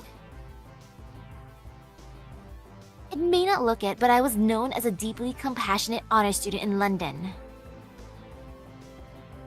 She loosens up a little. She stops herself and retorts without looking back. Well, I meant exactly the way I said it. If it's a race, you will try to come out a lap ahead. If it's a fight, you will hit them so hard they will never dare face you again. Now, does compassion come in before or after that? Ugh. It's regrettable, but that is exactly how it is. Her policy is to do the job thoroughly all the way. It was never her style to go for defensive strategies like considering how long she can hold out, or how to protect a boundary field. I see. I see. So I just need to exterminate them all.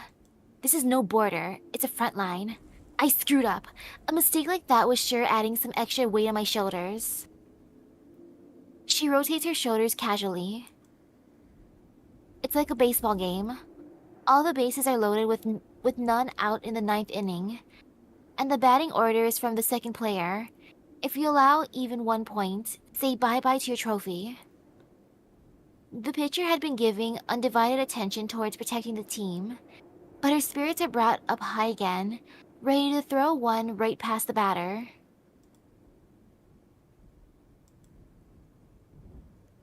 But still, there may be too many. I don't intend to lose, but there's always a chance. Alright, when push comes to shove, I'll sink the bridge and them with it. Wait. It's great that you return to normal, but that's overdoing it. If you destroy the bridge, it'll be harder to control. They're simple beasts. If the bridge falls, they'll just cross the river themselves and pour into Shinto. As long as the bridge is here, they will naively believe there's no other path. I knew that already. I'm just saying it to make things more interesting. Sheesh. She clicks her tongue in dissatisfaction. It's as if she wants to say that destroying 1 or 2 bridges would make for a nice view. Really now, that's the go all the way side of you. Haven't you picked up any ladylike manners during these 6 months at all? This is who I am since I was born. What about you?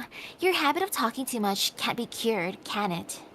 Mine depends on who I'm with. For the time being, I'm contracted with a master who occasionally needs to be advised. What a coincidence. I also happen to know someone who likes finding faults with others a little too much. Okay, I was only 70% sure that was Archer, so...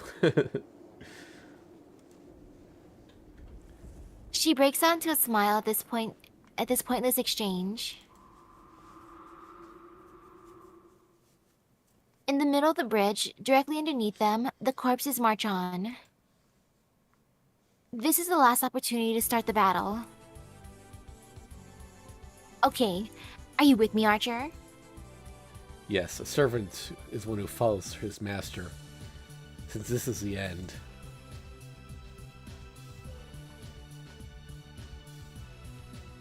Finally, I can fight. Finally, I can fight without holding back.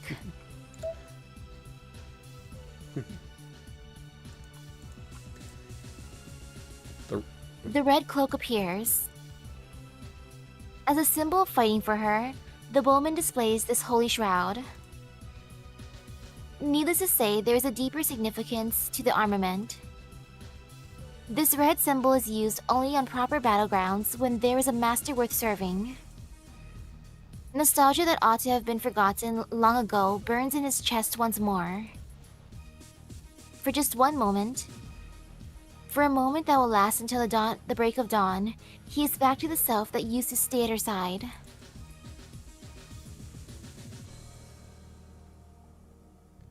Idiot. You fuss over the silliest things. You're either way too principled or just pretentious. What? As far as being principled goes, I'm still behind you. After all, we're wagering our lives against...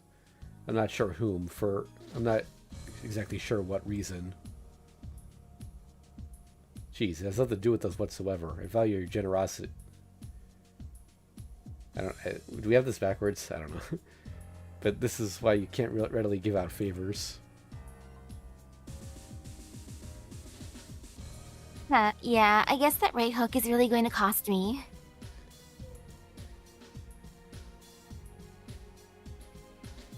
She focuses on the enemy. Her magic crest spins up halfway to full capacity, setting her magic to half the maximum power. There's a long way to go after all. She has no choice but to fight on the bridge to the bitter end, right until this rainbow hanging in the sky vanishes.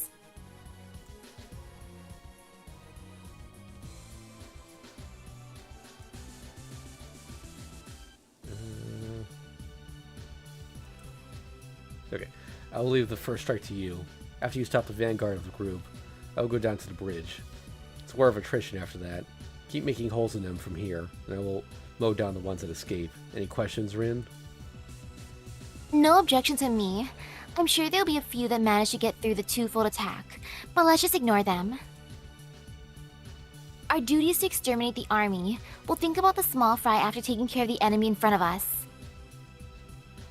There's no telling how many corpses will break through this formation. And there will probably be some that will swim across the river and head into Shinto on their own. But those are still less than 1 in 1,000. The outliers will have to be taken care of by those who walk the sky. Well, speaking of meddlers, we aren't alone either. Let's leave the minor details to them.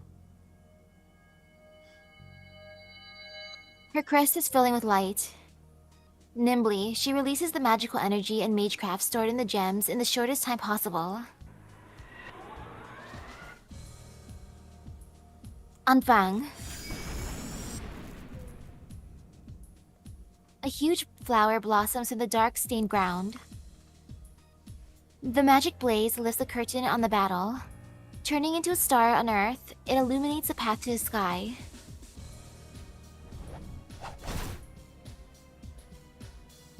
The serpent's fangs pulverize the corpses. The forehead, the throat, the heart, and the spine. It is an iron fist that strikes at each of these spots with precision and lightning speed. If this is a swarm of the dead, then standing in its way is the embodiment of a fierce god. The dead that crawled out of Kageyama shall meet death once more and be driven back to hell. 3 fatal strikes in the span of 1 breath. Reinforced through magic, his fists turn into iron clubs which crush the faces of the dead. But those are just superficial wounds. In spite of losing their faces and their intestines, their fierce claws don't stop coming. They were dead to begin with, and what powers them is not the heart, but rather plain malice. Their mad rampage to fulfill the curse will only end when their bodies are wholly annihilated.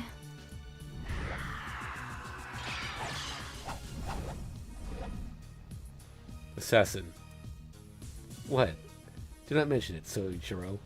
Our enemies flinch not when struck, die not when slain. We are both in a rather poor situation. We actually left the mountain. Oh.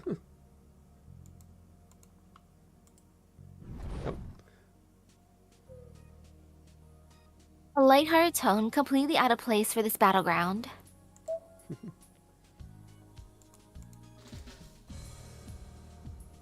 Moonlight reflecting off the 5-foot-long sword in his hands, the samurai steps into the swarm of the dead.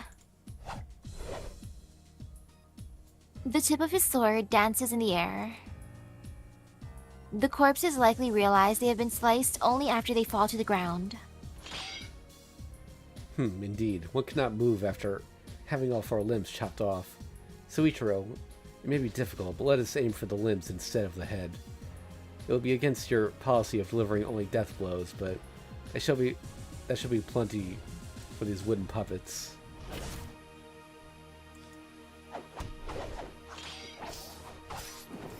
Flowers and grass. Their ways are different, but words are not required between 2 masters of their arts. Intersecting, the fist and blade engage the enemies and overwhelm them. Their backs against each other, sprinting through the battlefield, these 2 gods of death continue to overwhelm the dead. But how come you changed your mind, Soichiro? You were overlooking them until yesterday, so why did you step out to stop them this evening? Oh, has this plague happened because the witch of yours lost control? No idea. If you get tired, go to sleep, assassin. These ghosts will disappear if you sleep. It won't harm anyone who is deep in their dreams. Therefore, he had overlooked these shadows roaming the streets at night until today. But that still makes no sense. If what he says is true, then all he has to do is simply sleep tonight as always. No matter what their number is, there's no changing the fact that they won't harm humans in bed. Oh, so why should you be bothering with this? I do not know whether you should continue on or go back, but you can still return to your everyday life by sleeping quietly at home. You're right, but this battle is her wish. I have no choice but to grant it. assassin's longsword drops ever so slightly. The samurai looks stunned, as if taken by surprise. I see. That certainly is true. Haha. I thought she would never be able to depend on you, but looks like you've changed your mind a little, Caster. Oh dear, you're rather sweet, aren't you? Shush! Quiet, you blockhead! Ooh, that emotion there. Nice. That's a lot of beans! Yeah. Arrows of light rain down from the sky. The witch's hammer turns into a squall that washes the dark away. Oh, looks like some external medicine is what the doctor ordered for these creatures after all. Caster, time to show off your specialty. Looks like the wolf in sheep's clothing is no longer feigning innocence tonight. That's enough, assassin. Your role is to provide backup for your master. If you can't do even that, then I shall turn you into ash along with the small fry. Do not be angry. It is your desire that I fight alongside Suichiro, is it not? Same as yourself, my master's delight is my source of joy. If you are happy, then I as well am happy.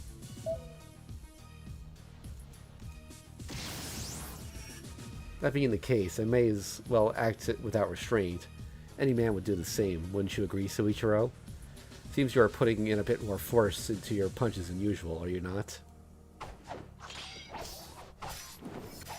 Sorry, I'm not about to hold back. Not in front of my spouse. I'll have to trouble you, Caster. Wow, look at them Yeah. flirting. Both of them are bewildered. Those that know him would surely realize just how unusual it is to hear such a remark. Caster, reinforcements are coming. Whether you are protecting Ryoto Temple or going to stop the culprit, looks like we do not have time to talk much. I'll leave the coordinating to you. I'll fight as you wish. Such an opportunity probably won't come again. Soichiro-sama. That's what... You should have no regrets. Is that what you... Okay. Is that what he wanted to say? Kuzuki Soichiro embraces her well. The witch accepts the end of the days, albeit with much regret in her heart.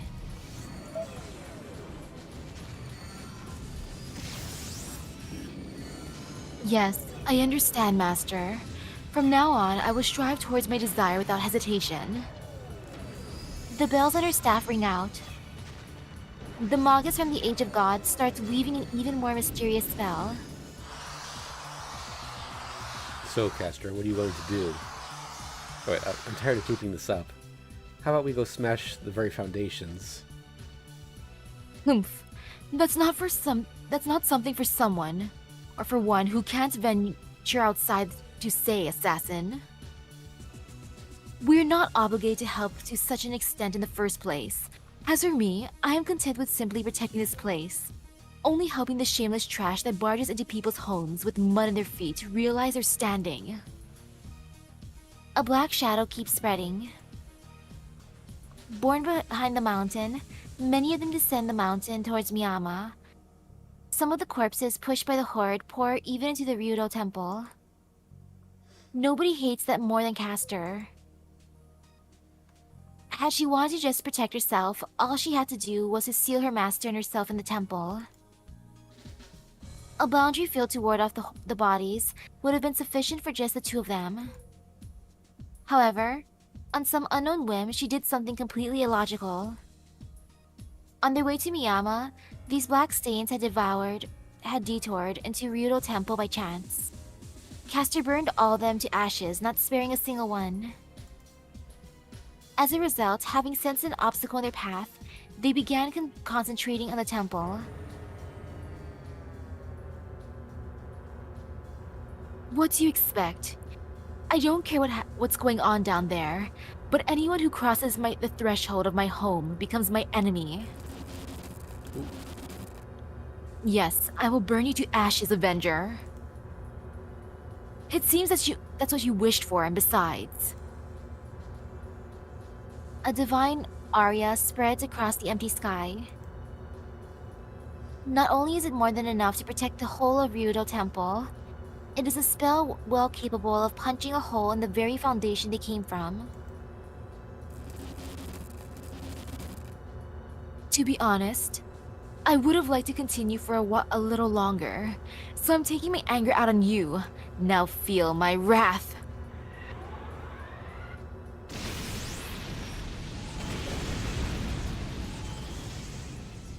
The witch protecting Ryudo Temple burns away the corpses heading for the town. Even if their numbers are unlimited, the annihilated ones will not come back immediately. Like a burst of divine punishment, the sorcery continues tearing the pandemonium apart. But the outpouring black stain still does not stop. The corpses seemingly cover half the earth. This place will be protected no matter what, and the bridge shall greet the start of a new day undefeated as well. Wait. The situation at Miyama is looking rather grim though. Those kids worked hard, but it looks like this is it for them. Heaving a sigh of pity or maybe compassion, the witch looks down at the town below. She's looking at the northern part of Miyama. Like the eye of a needle, a tiny clearing remains around a traditional residence standing there.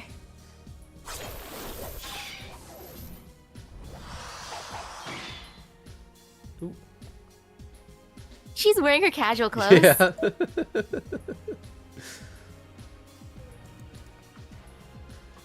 The wave of corpses is trying to swallow the Emiya residence whole. Even one such as servant rider cannot repel this onslaught on her own. Had it been only a single wave, she could have used her noble phantasm to sweep them away, or petrify them with her mystic eyes. But the enemy is unlimited. Employing her noble phantasm or mystic eyes consumes large amounts of magical energy. She may hold the upper hand for a while, but as her reserves run dry, she will become unable to offer barely any resistance at all. Ryder, behind you! Ryder's hair flows, reacting to her master's voice. Her blade and the claws clash. She has nowhere to escape after leaping into the back. The corpses, having invaded over the stone walls, attack Ryder as if competing for an achievement. With her speed, she can slip through one or two of these claws easily. But these claws surround Ryder like a dense forest of spears.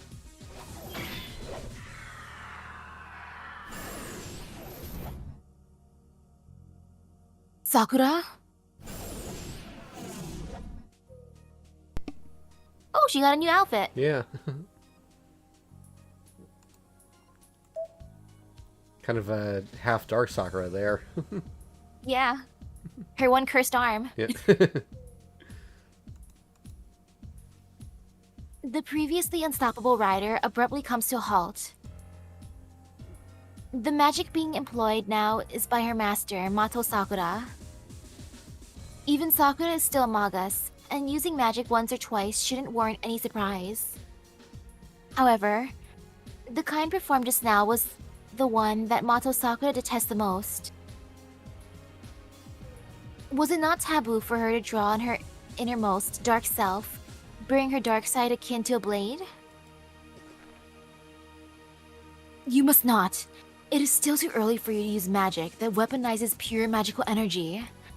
I shall intercept them, so please maintain the field inside the house. The anxious voice makes for another fatal opening. The swarm of the dead pounce on the still servant.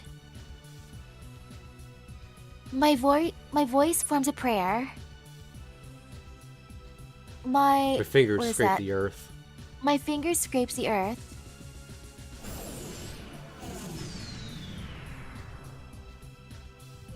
A vast shadow skewers the intruders as if they were a mere fog, capturing and swallowing them into the world below.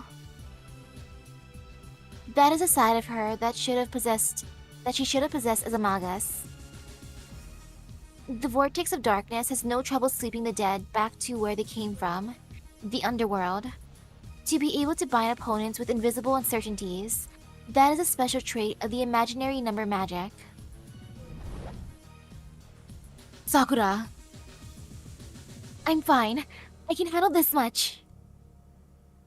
Don't worry, Ryder. I have worked hard for the past 6 months.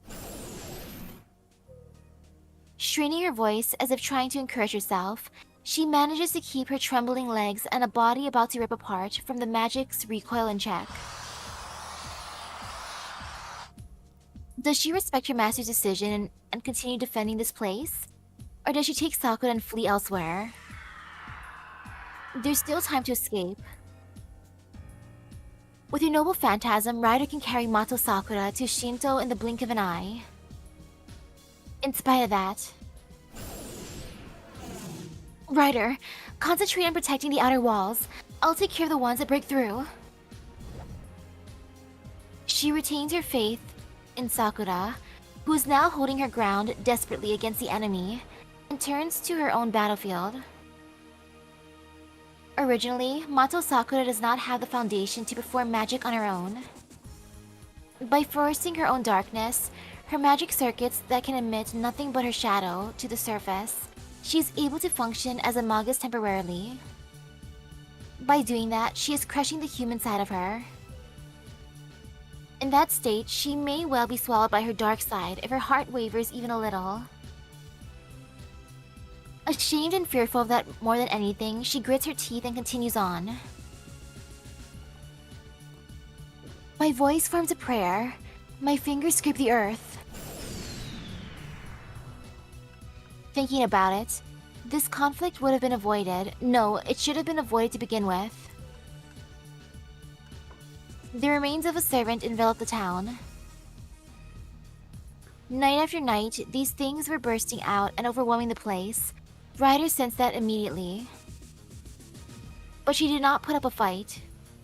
They would simply pass by those who were asleep. Indulgent sleep as usual, and they will disappear the time morning rolls around. My will is absolute. My shadow... The Wait, what does that shadow say? shall wield the sword.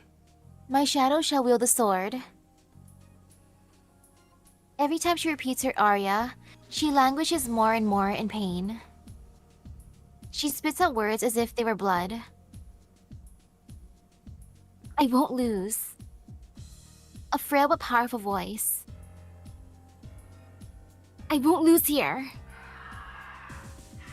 On this night, before they realized, Ryder and Sakura were alone in the Emiya residence to greet the midnight end. The ones who advance forward and the ones who defend, saying nothing, they headed to their respective posts, leaving only Sakura behind. I won't lose. The despair Sakura felt when she realized it was excruciating. She was alone again. Having been left on the sidelines, away from danger, she was dejected at the thought of being the only one under protection. I'm not done yet. Thus, she made her choice. To stay back here and fight. To protect the home of someone precious. That's right, I wasn't left behind. I was entrusted with this place. Even if she can't, she will still try to protect it to the bitter end. How could Ryder possibly pluck off this tiny emotion out of care for her master? Well, we are, as a matter of fact, left behind. No! I forbid you to utter such disheartening words. Look, Ryder, the storeroom. Many of them are going there. The purple serpent slithers swiftly up the wall. Ryder intercepts the avalanche of attacking creatures. The black flame protects her back. As the only magas remaining here, the girl that was left behind confronts the swarming corpses. Their trivial defenses would probably last for another hour. Only 1 hour. This is but a drop in the bucket that will have no influence on the big picture. Sooner or later, the girl's determination will be swallowed by the darkness. Unfortunately, these corpses lack any kind of intellect. If they could think, they would surely sneer at such desperate defense. They would realize there's nothing to be gained here, and would concentrate on the front line instead.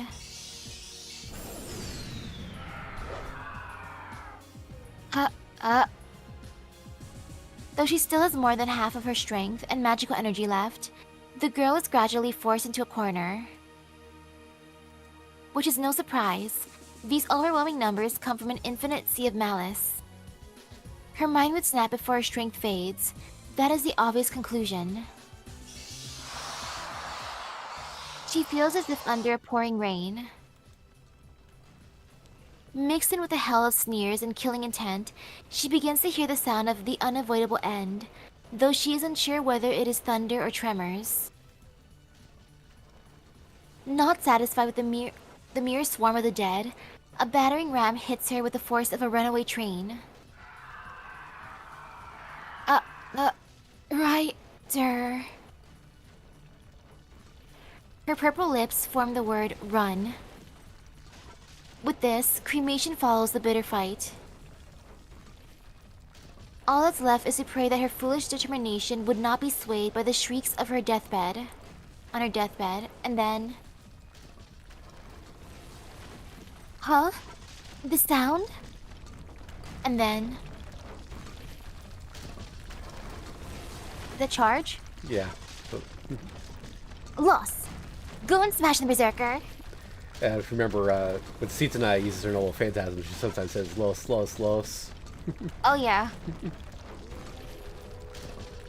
As a new lead enters the stage, foolishness changes into reassurance.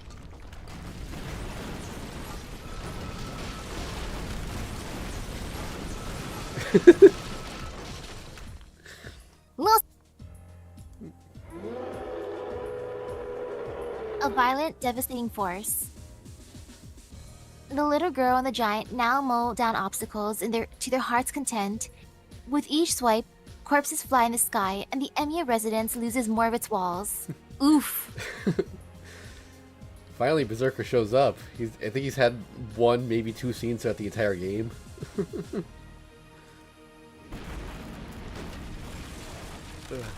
Brr. It is hardly surprising that Ryder is at a loss for words. They no longer seem to be allies. The girl and the giant are here just to cause destruction. Ilya-san? Why are you here? Why? I couldn't stand to watch, so I decided to drop by.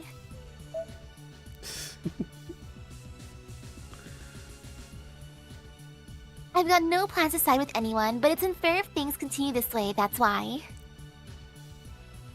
A charming smile. Even now, as corpses are being pulverized around her, the little girl looks as if in the middle of a ballroom. Unfair? Ilya-san, do you know who the enemy is? Nope. No way I'd bother with all those details. I'm referring to you and Rin. Everything you've been saying is just so stupid. Defending this place to the end, was it? That's just no good, Sakura. Tisk tisk. That's why you can't win over Rin. Huh? Her words make Mato Sakura's mind go blank. Dumbstruck, her eyes are nothing but tiny dots, and yet her spirit that had been about to break lifts up its head once more. Ilya-san, what do you mean by...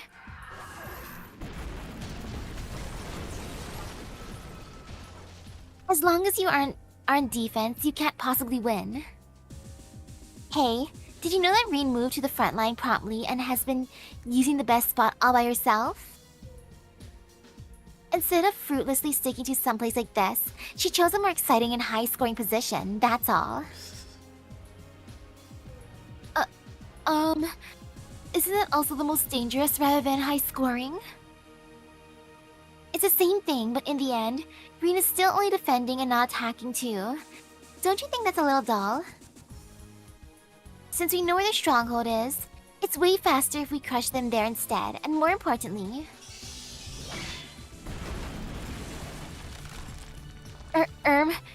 It's an even higher scoring spot than Naissance? Exactly. I'm going. I don't know if I can make it there, but I can't just leave it to Rin alone. What will you do, Sakura? Will you come with us? A wordless reply. After hesitating, she gulps and looks back at the little girl. Well then, we're off. Let's go, Berserker. This is our only chance to shine. Don't hold back. Destroy anything standing in your way. Show them your strength.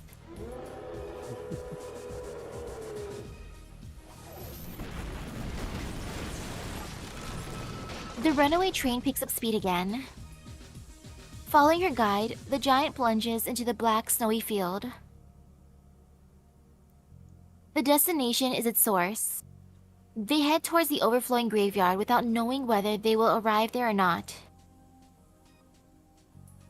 Even if they cannot achieve their goal, the impact of their actions is no longer but a drop. It is a ripple that will now sway the big picture.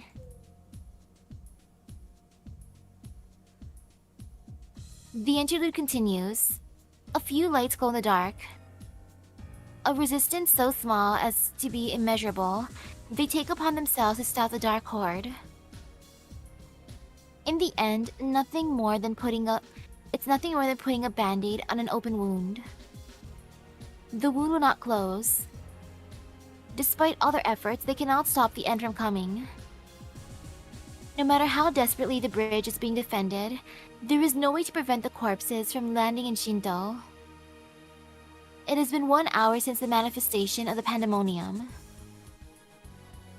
The creatures that penetrated their defenses scatter away like black dots and begin to roam around Shinto. The best of their efforts are still insufficient. That is a steep price for the peace and tranquility of everyday life. Thus, there is but a single way left.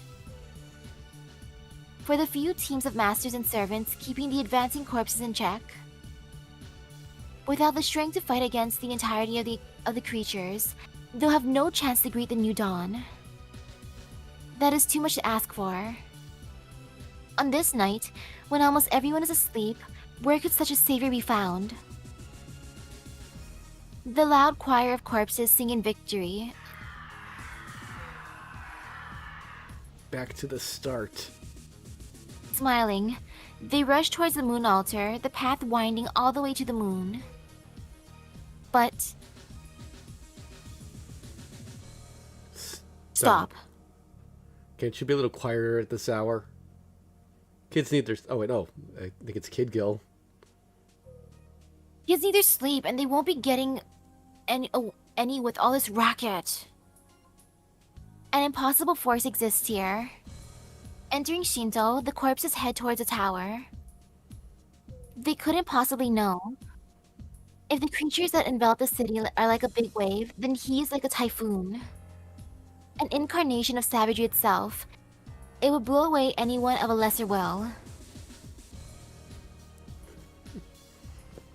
The boy is enveloped in a peculiar scent. Silver ash is at his feet.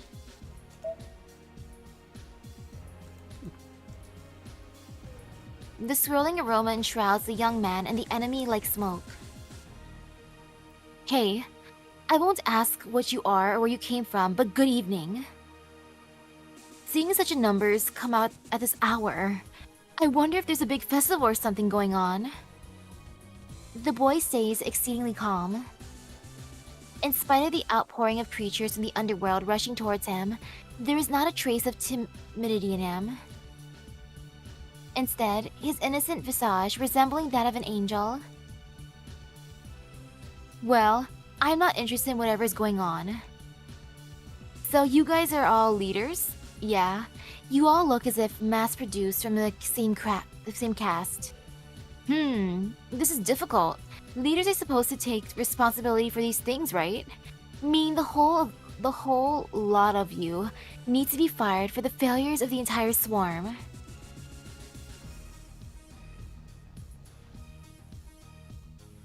Some sort of ecological shift appears to take place. Having nothing but a simple objective in mind, the creatures are rapidly unifying around him. First and foremost, for their one common goal. Their instincts tell them that in order to take over the tower up ahead, they need to concentrate on the violence here. And second, if all of you are leaders, then it can't be helped. It's a pain, but I shall hold every one of you responsible. And second, for the first time since their inception, they have begun to feel terrified of the enemy in front of them. The corpses stir amongst themselves, yet more of them gather around the boy, encircling him ever so tightly. The central park is filled to the brim with corpses. The wasteland, which was the last battleground of the Holy Grail War 10 years ago, turns into hell once more. I guess where there's one roach, there's bound to be more. Our counterfeit crafter and his master are doing well, but they're just not a very good match for the enemy. Good grief, you guys are no army, you're a disease. Multiplying endlessly, even if just one of you remains. Why? That's what I abhor the most. The swarm accumulates into a mountain, striving to crush the boy from all sides.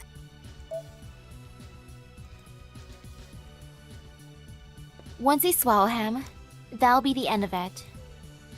This unidentified being is still only a minor obstacle to them. They're the side of the invaders, the road that will not change. Still, if it is an invasion, shouldn't occupying the tower be their final goal? The situation in Shinto is completely different from Miyama. While there were well over 1,000 corpses to reach Shinto, it's still a relatively small number. In which case, shouldn't they be heading straight towards the tower and not... You don't know what you came here for? Uh-huh. Hardly surprising for a bunch of bugs. You sure get lured out easily by a mere smell of some incense. You're way too much of a luxury. It's way too much of a luxury for the likes of you. But since we're putting all manners aside tonight, there's no need for me to hold back. Yeah. Seeing as you lot are singing praises to hell already. A wicked grin spreads across his face. Elation and derision mixed together. A mountain of corpses towards towers overhead. Judgment is passed. I'm sorry. There and then. Like the passing of a squall, the invaders turned their endless scatter shot and rushed towards him, tearing him to pieces.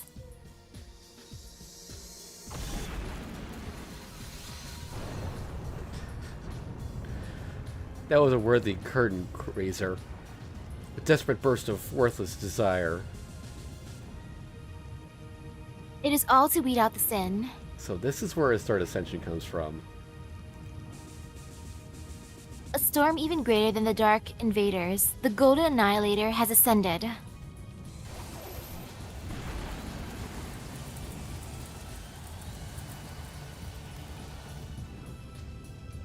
All forms of calamity that deny life, no, deny existence itself, gather in a rowdy mass before the king.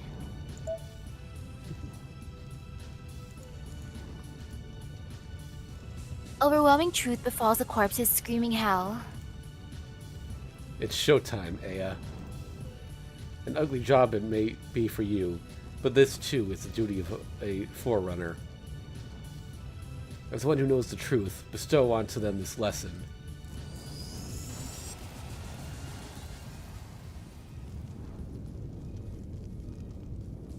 Obeying its master, the Sword of Rupture roars to life. This itself is the origin of all lands of the dead, the first memory of life. If they scream hell, then it creates hell. Before heaven and earth split, this land was made from lava and gas, a hell of both scorching heat and intense cold. This savagery was never recorded in the history that was passed on, but it was written in the genes unseen. That's right. Hell is where all life is not tolerated. The original form of this magnanimous planet.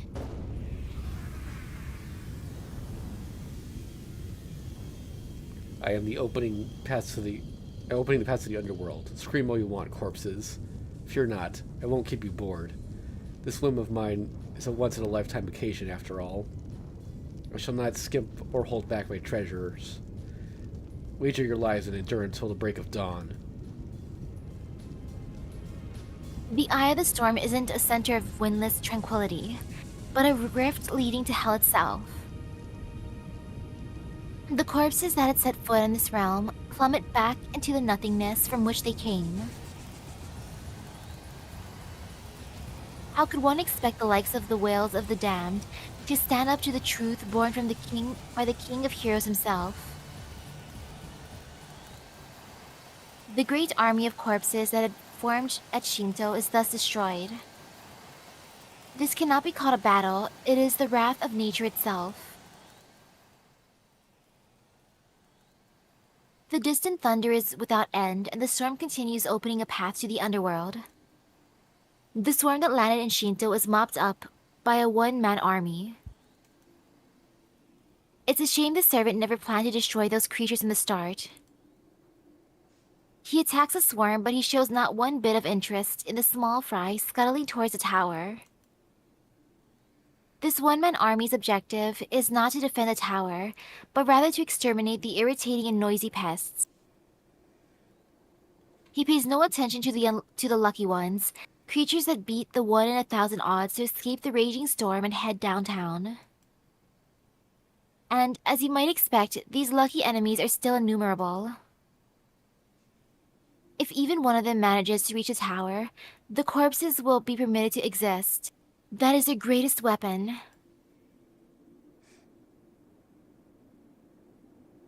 Thus ends the interlude. The innumerable army whose overwhelming force should have guaranteed an unquestionable victory finally breaks down to single units.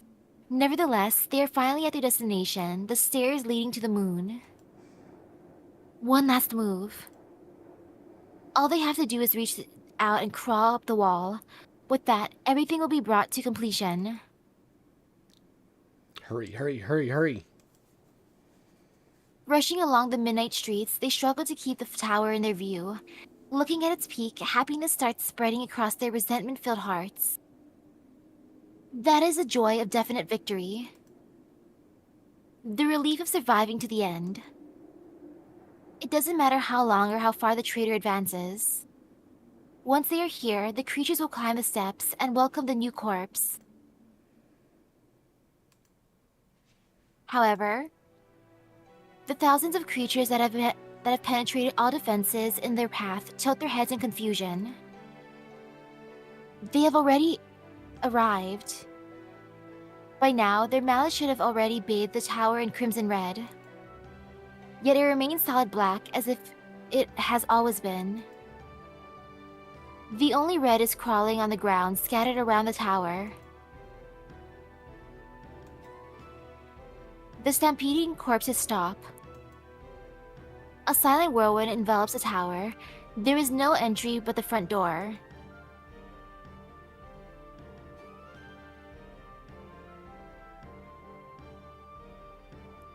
I was wondering what she was doing. The swarm stands completely still in front of its majesty. O numerous corpses, look yonder and prepare thyselves. Thou bears witness to the beauty of a dazzling sword. The embodiment of an unattained ideal, wrapped in an armor of azure and silver. Here.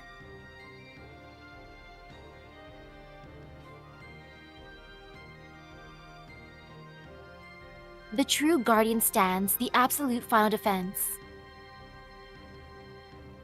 Enveloping this tower in an invisible shield is the wind of mystery, the sheath of her holy sword. The soldiers that made it start squeaking in excitement. There is only one way they have left. No, actually, from the very beginning, there has been no other way for these creatures. The corpses are now a swarm. They move onto the obstacle ahead of them. Instinct tells them there's nothing but defeat waiting for them, but aggression is what defines them. I have not the slightest interest in what you are, fiends.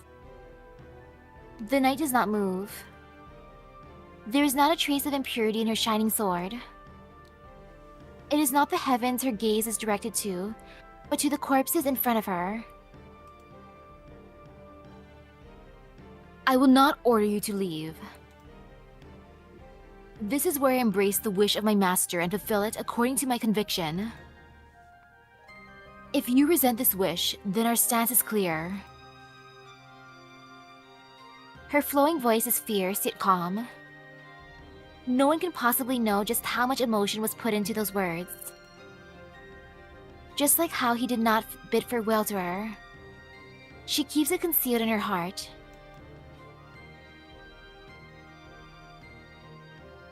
These steps are only for those who honor the future. I am unworthy of stepping onto them myself. Neither are the fiends before me. Should you fail to accept that in your arrogance,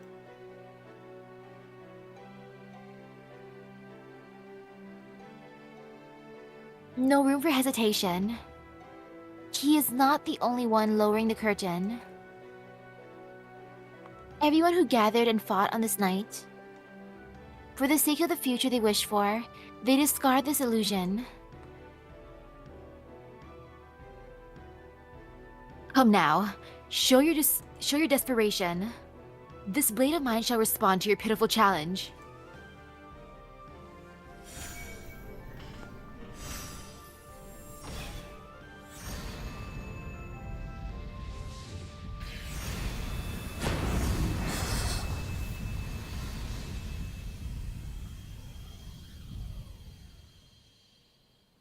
The golden light drives back the encroaching black pollution. Those who walk the sky may never know of the stars glittering on Earth. With this, the interlude comes to an end. That's what it said earlier. Albeit quivering dark red still looms over the town, bright sun rays will surely dispel the darkness in the end.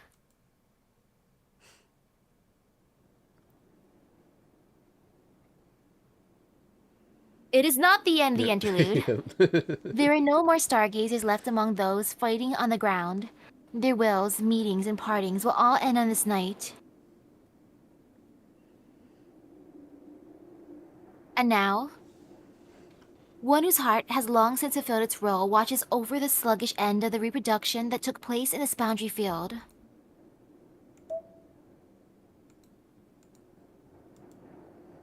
There is nothing left to say. A shining upside-down comet shoots towards the outside. He sees off the spider's thread, unreliable and frail, yet which managed to reach all the way to the very end. Dawn approaches. Like that, the path continues even now.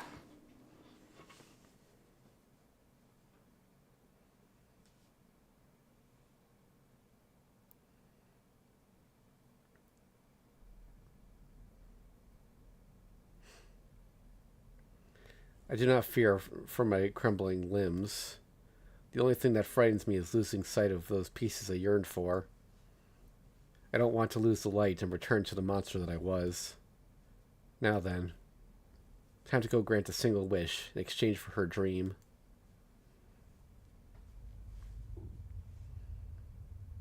Thus, I return to this place, an empty place, the outside of the world which does not allow any being to exist or think as I'm doing right now. My infinitely vast yet consequently small nostalgic home, neither time nor space can exist. However,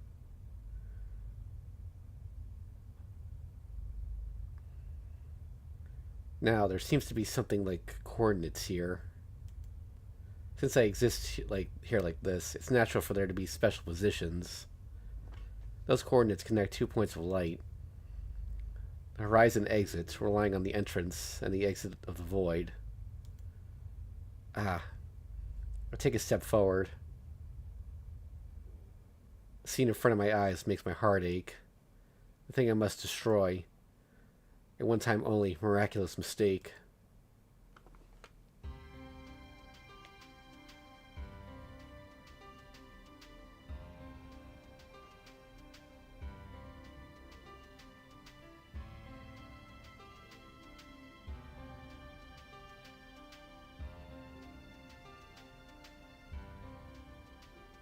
The Holy Grail, with only one blank space left within it.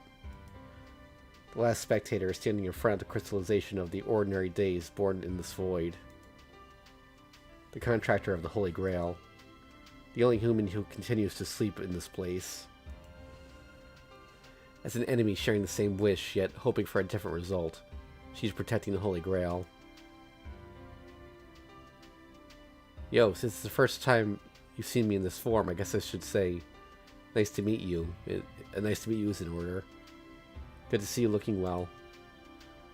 Raise my hand without getting any closer. This is the closest we're going to get to each other. That's due to the emotional distance which already separates us. Stop, Avenger. If you go any further, I will kill you. And there's also the physical problem of being killed if I get any closer. That'd be a tad inconvenient for me. See, now that I've come here with this body, I can't go back. So there's only two options.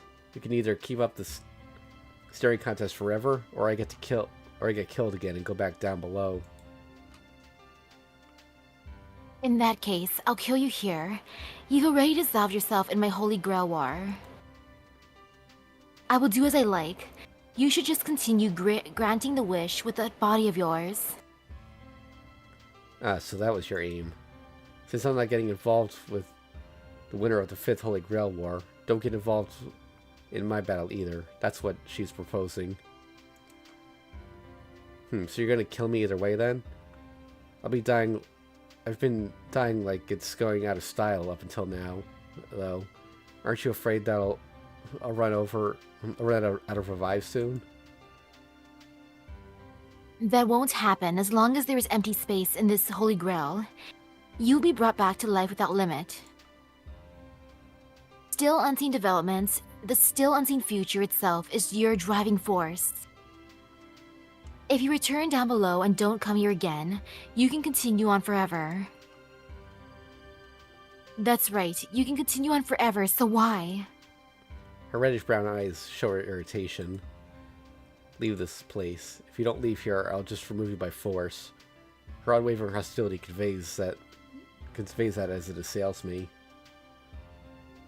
Man, can't you step aside without us fighting? Same to you. Do I need to kill you before you understand? Yeah, way to play dirty. You know I can't fight you. If I knew it was going to end like this, I'd have made you use up your command spells while I had the chance. Judging by your tone, it seems like you still don't intend to give up. Avenger, I really don't understand what you're thinking. Even if the same things keep repeating, we can stay alive here. This is precisely the reality we wished for. So why? Why are you trying to do something that will kill you? Speak for yourself. I was in a void from the beginning. Makes no difference to me whether I live or die. It's the same for both of us. If this wish ends, then both you and I will disappear. I don't want that to happen. I don't want to die. I don't care about the world, the reality outside. You don't want to return to the void when you once were either, right? The Holy Grail rumbles. Her feelings are a form of impact in themselves. Half of this place is hers. Even though I'm the driving force that keeps the Holy Grail spinning. She has the advantage when it comes to power. I lose the ability to destroy the Holy Grail with brute force a long time ago. Lost the ability. There's only one way to stop this wish. She refuses to let it stop, and my heart, which in truth wants to agree with her. I have to lower the currents completely in both of those. Sure, of course I want to continue living for a bit longer. But you know, I won't be satisfied if I don't right what's wrong. This wish is wrong, right? So I have to stop it. I'm a hero of justice, you see. I value others who I don't even care about over myself. Dumbstruck, she stares at me. Believe me, the feeling's absolutely mutual. I can't believe it. Are you sane? Yep, looks like I'm really sane and serious about this. Seriously, this guy's a total monster. I shrug. But I can't help it. That's the kind of human I became. That's the kind of human I've repeatedly gone through these ordinary days as. I couldn't agree with the way of thinking right until the end, but after steadfastly following through with it until today, I can at least accept it just this once. Well, that's how it is. I don't really like it, but I'm okay with one guy like that being around. Well, that's the gist of it, so won't you let me destroy the Holy Grail? Let's put an end to this selfish wish of yours. No. Those aren't your real thoughts. That isn't your true self's wish. Don't act so brave. If you stop things here, the real you won't be saved. That's right, you can't be saved. There never was a real me from the beginning, though. Well, whatever. Then, let me ask you instead. Why are you so set on holding onto this wish? If you stay here, would you be saved like you said? She doesn't reply. Naturally, if she was the kind of woman that could reply instantly here, she wouldn't be looking for salvation in the first place. I have a reason. As long as I am here, I can continue to exist like this. That just means you won't die. That's not salvation. But it's easier living here. Compared to the world filled with only harshness outside, it's a little... It's the same. In case you forgot, I've been your partner for a long time. I know quite well how awkward you are. If things stay like this, you'll keep suffering until the end of time. She distrusts herself. She feels guilty towards everyone around her. She can boast of specializing in a certain area more than anyone else, yet in the end believes that she can't accomplish anything. The harder she trains, the harder she tries, the more she's forsaken by those around her. The sense of defeat is the scar of this woman's heart, never leaving her since the day she was born. But there's nothing else you can do besides striving to do your best. The unsightliness of not striving is harder for you to bear than the unsightliness of being alone. And so, even though you're strong, you're tormented by the humiliation of always being the lowest. I think that was his line, but... You couldn't overcome that You couldn't... Yeah. Oh. Yeah. You could overcome that even here. I'm right, aren't I? No matter how much you won and fought on, no matter how many masters you defeated, you couldn't feel proud of yourself, not even once. That goes for you as well. You can only hate. You can only hate. You can only devour of all the things you love. Let me tell you, lady, it's impossible... Wait, maybe that was his line? Her line? I don't know. Let me tell you, lady, it's impossible no matter where you go. That misery can never be erased. There's a burden humans carry until they die. What makes you particularly unlucky is that you happen to meet a guy you thought you could dump your emotional baggage on. She really does have shitty luck with men.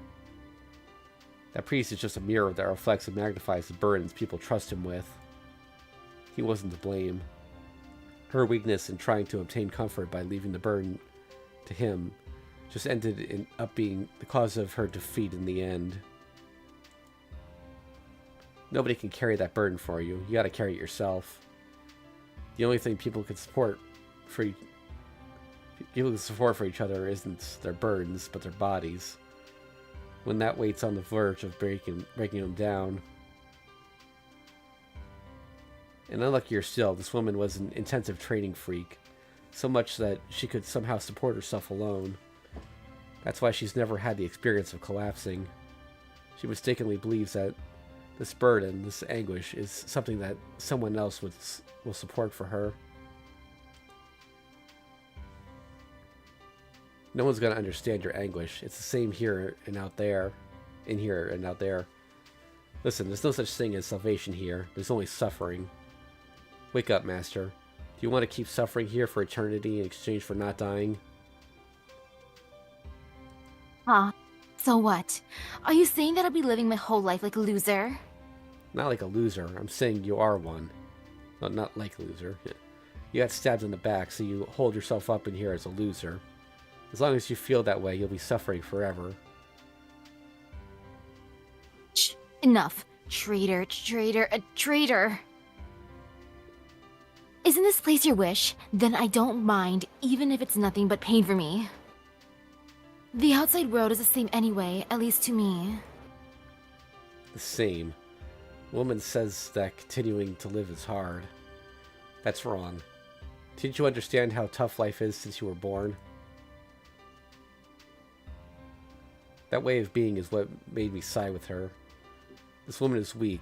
I have no complaints about her abilities, but her existence itself is too fragile.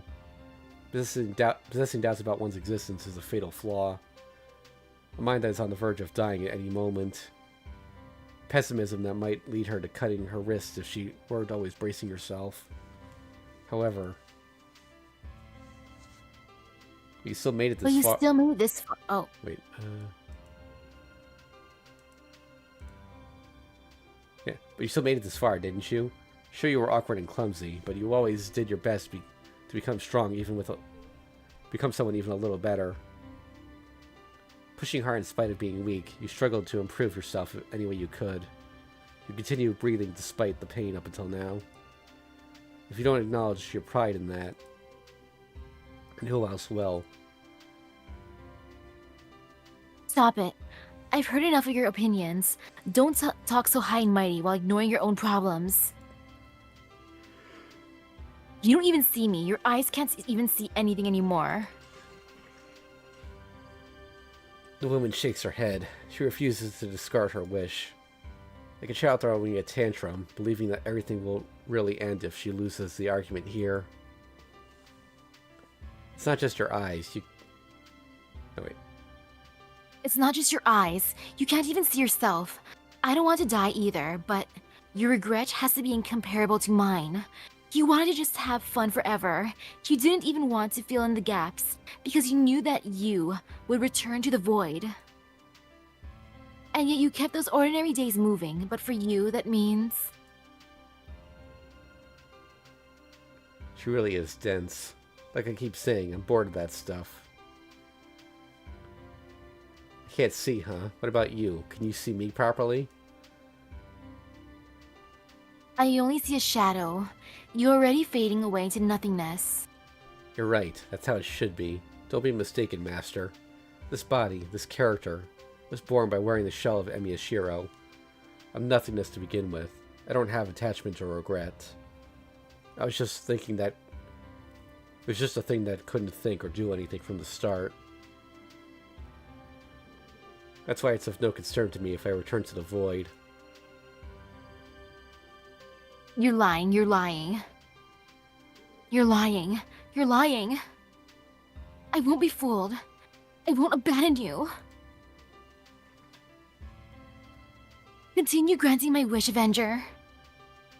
Even if you're tired of it, even if you can no longer create any more new events, if you're telling me to continue fighting alone, I'll do it. There are still gaps remaining, right? Then fine, even if they're small, as long as there's still something to be seen. Keep this world turning. Keep going through those golden days. Keep experiencing which I never could obtain, yet should have originally been given to me. You just don't know when to quit. Sorry, but this was the wish that's one wish I can't grant. Let's quit wasting time here. I take a step forward. What a joke. In the end, Bizette didn't even try to stop me. In short, she's so angry because... Stop. You're still moving forward even though you know you'll return to being a corpse? Even though you can repeat the fun times as many times as you want, even if you remain here? Yes, return, return, return. It's this obstructive thought I'm continuing... It's this obstructive thought that's continuing the wish. If I so much as said the word, then it could have broken long ago. Didn't you enjoy yourself? I did. It was painful, but in the end, even the pain was... More. The rest is simple. I'm already tired of this, so I just need to put my obvious conclusion into words. In the end, the pain was the joy of living. I know you don't want to return to the void. This place isn't my wish at all. Oh wait, oops. It's her. I'll remind you, this world was your dream. If continuing the Holy Grail War was my wish, then these peaceful ordinary days were...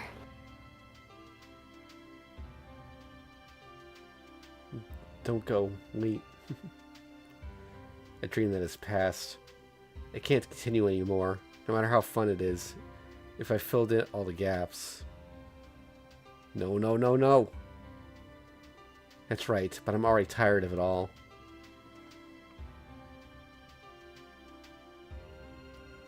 For the sake of something new. You'll always be here. Might as well at least see how it ends. Too much ugly lies.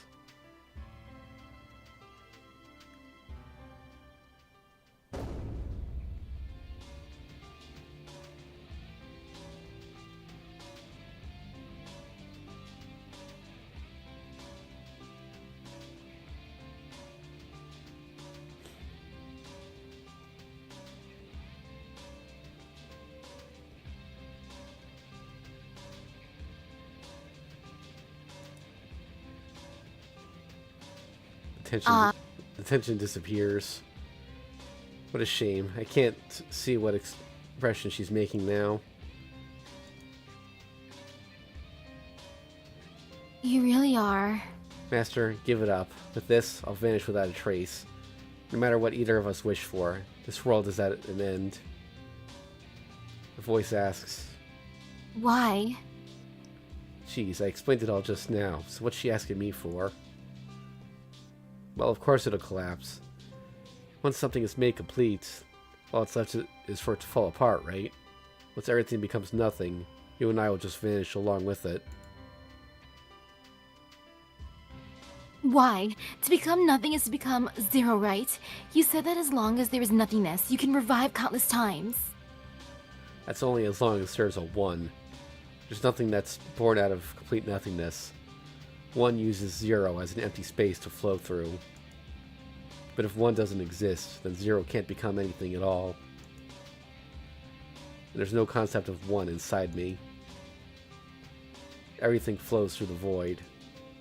But the void never partakes in those events. I see. So this is the end. I experienced so many events, but in the end, I couldn't learn anything from them. A gentle voice.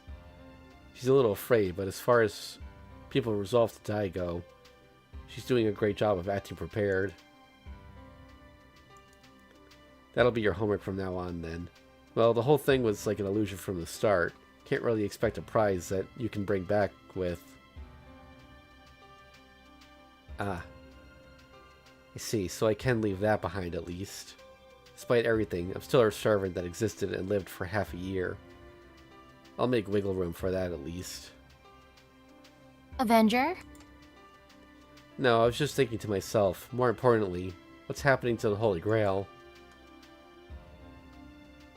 It won't last long, I think. Cracks are running along its surface in several places. I see. In that case, this body shall be satisfied as well.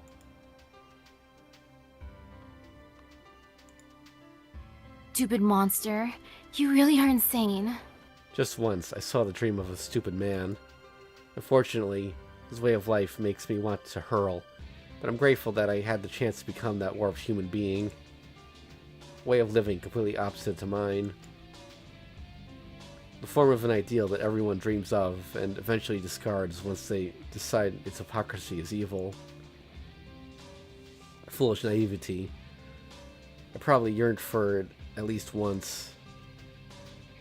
Alright, come on, let's go back to our respective places, Master.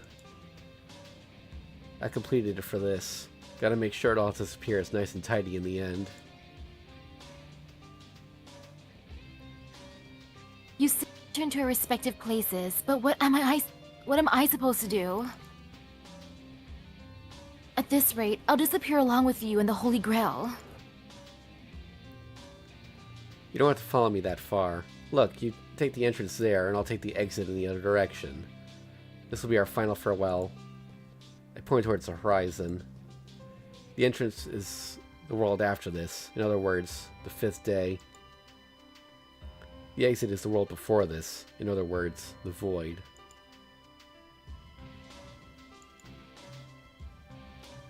Why? Bizette asks in surprise. It shouldn't need to be said, though. Well, because you're alive. Can't cross over to the other side if you're not dead, right? Her breath seems to catch in her throat. Well, when you're told that all of a sudden, I guess it's hard to believe. Please wait, I'm certainly... Not dead.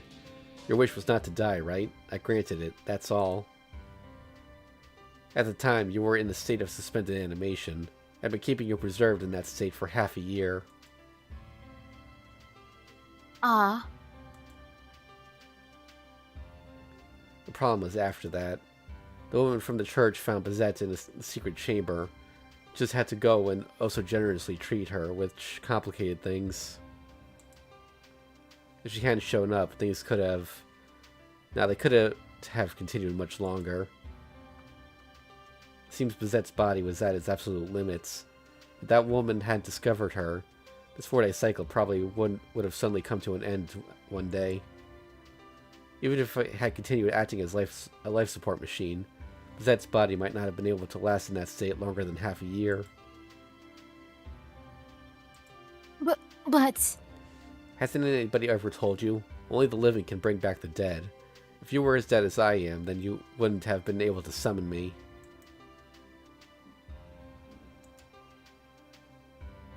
That's right. Wishes of the dead cannot be granted. It's always the breath of life that causes things to happen. Even if the deceased were to be granted life once again, without a doubt, the dead cannot bring back the dead. Wasn't that the first thing I was told? The only ones that can ever call forth a miracle are the living. I hear something. For a place that should have hurried off to take its curtain call and dissolve away. It's doing it pretty well to hang in there for us. Hurry up, the path won't stay there forever. It's almost dawn outside too. If you escape through there, you'll reach the 5th day, just like you always dreamed of. But then you... Just hurry up and get going. You told me to grant my own wish, right? Then don't stop. If you stay here, my wish won't be granted. That's all I wished for. What a boring sentiment. I can't. Even if you suddenly tell me I'm alive, what am I supposed to do? In the first place, you're the one who said that the outside is the same as in here. Even if I return to reality like this, Just keep doing what you've been doing. I may have had a lot to say about it, but I've got no complaints about your way of life itself. You should just keep living like a nervous wreck the way you always have. What? Didn't that stupid priest say it too?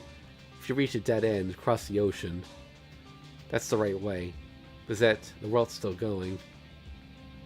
Even if you're on the verge of death, even if you're writhing in the final throes of agony, you're still living even now.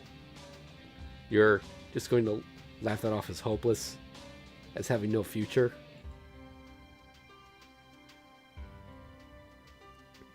If the host is still struggling to live, it's absurd for the parasite to give up. If there's still life remaining, there should still be plenty of things that can be accomplished. I don't care whether those things are good or bad. I can't pass judgment on living beings running through the present anyway. All life runs without receiving any reward, in order to have their value acknowledged by those that follow after them. Fair. If you say that, then I can't say anything in return. Think of it as a grudge. We demons are naturally dishonest, you see. It's a way to deceive people with sweet talk. I grin broadly. I hope the shadow made in my shape can actually express that smile. I didn't know that you were a demon. Just a little energy returned to her voice. Say what? Aggremanyu is the name of a great and terrible demon, I'll have you know. That's true, but you don't seem like such an important person at all. I hear a strained laugh. Geez, for a wimp, her retorts are at least first rate. My lovely master seems to have begun gazing at the distant entrance that lies at the root of this place. But I believe you. Telling me to return to the outside world can't be anything other than sweet talk. In short, you're just telling me to continue suffering, right? You got it. I kept it a secret, but I actually love seeing you struggle. Humph. My oh my. You truly are a servant that's quite bad at keeping secrets. That was the best farewell I could wish for. Looks like I enjoyed this relationship of ours. I'm sure that's the reason why I accompanied her without violating or killing her. That's why I wanted a farewell like this at the very end. Well, part in the same manner as our relationship has always been. If there's one thing that we haven't done, it's only the fact that we never fought while covering each other's backs right until the end. Oops, the chit-chat ends here. I don't really mind if you don't go through. I'll be taking my leave first. Don't worry. For the time being, I won't stand still either. But there's something I want to ask you before that. I'm asking this seriously, so please do your best to answer as well. She sounds nervous. Wondering what she could possibly be holding back at this late hour. I tilt my head curiously. Why? Why did you choose someone without any redeeming features like me? Just as you said, I am a weak and boring human. An awkward question indeed. You really don't get it, huh? Listen, that's what's good about you. I like that weakness of yours. You're self-loathing and you'll never be able to like yourself, and you know it. But you still struggled on, wanting to become someone even slightly better than before. Awkward people like that aren't half bad, if you ask me. I like people that move forward for their own sake, regardless of how it turns out. Not for someone else's sake, you mean? That's right. Leave that kind of thing to people who can afford it. You should try being a bit more self-aware of how much you've got on your hands full just taking care of yourself. You really are an idiot, you know. Huh. I hear a noise get caught in her throat. I can't tell if she's holding back a yell or a laugh. I get it. In other words, you help me because I'm just another inconsequential human. Yeah. It's precisely because you're such an ordinary human, precisely because you were so weak, that you were an irreplaceable light to me. I understand. I'll go along with your whim then. That's my girl. Well then, shall we go our separate ways at the same time? Yeah, let's leave with our backs to each other. Somehow, I feel like I'll slap you if I see your face now. She speaks with a bright voice. At the very end, I accomplished what I couldn't before. Think that'll work? Do I even have a back? You do. Now turn around.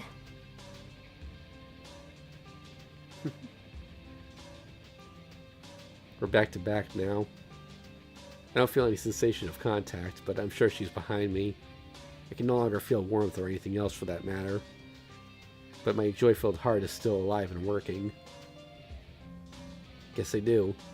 Well, I'm off. You're so impatient. Since we've come this far, let's start off at the same time. We'll start running after a 3-second countdown. Like sprinters. With a prep signal gun in each of our hearts. 3. I take a deep breath. Don't try to get a head start and start running before the 3 seconds are up. This isn't a competition after all. 2. I enjoy the typical anxiousness of hers. You underestimate me. If it were me, I'd run away at the first second, but By the time my opponent was waiting for the third second, I'd be long gone. 1. A retort just like usual. That's true. As for me, after waiting out the 3-second countdown, I shoot an opponent that did that in the back. A loud laugh. 0.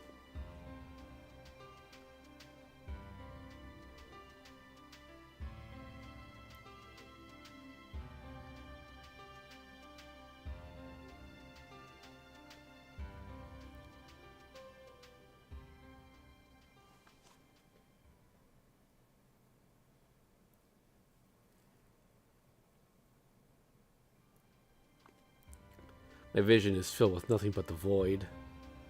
There's no trace of happiness. I felt from behind me. I hear a crumbling sound. The sound will also probably return to the void soon. I run. Not hurriedly, just an average pace right until the end. I would have felt the wind in my face a few hours ago, but now I no longer receive such external information. Sooner or later, these thoughts will chip away as well. The tremors that can just barely be heard are merely the sound of everything crumbling down now. In that case, the sound must be something happening inside me. I run. If I remember right, the exit was over there. I should have probably checked when I could still see. In the sound of fluttering fragments, I hear the commotion I once went through. My legs are on the verge of stopping, but I keep them moving. I hear the sound of lives blooming everywhere and see the sunny spot where I once was. My legs are on the verge of stopping, but I keep them moving. I head towards the exit. With unseeing eyes, I run through the midst of the fragments of those ordinary days that I yearned for more than my own annihilation. I just want to see them now. Just like how my previous self wished for her... Wait. Oh, this is Bizette speaking.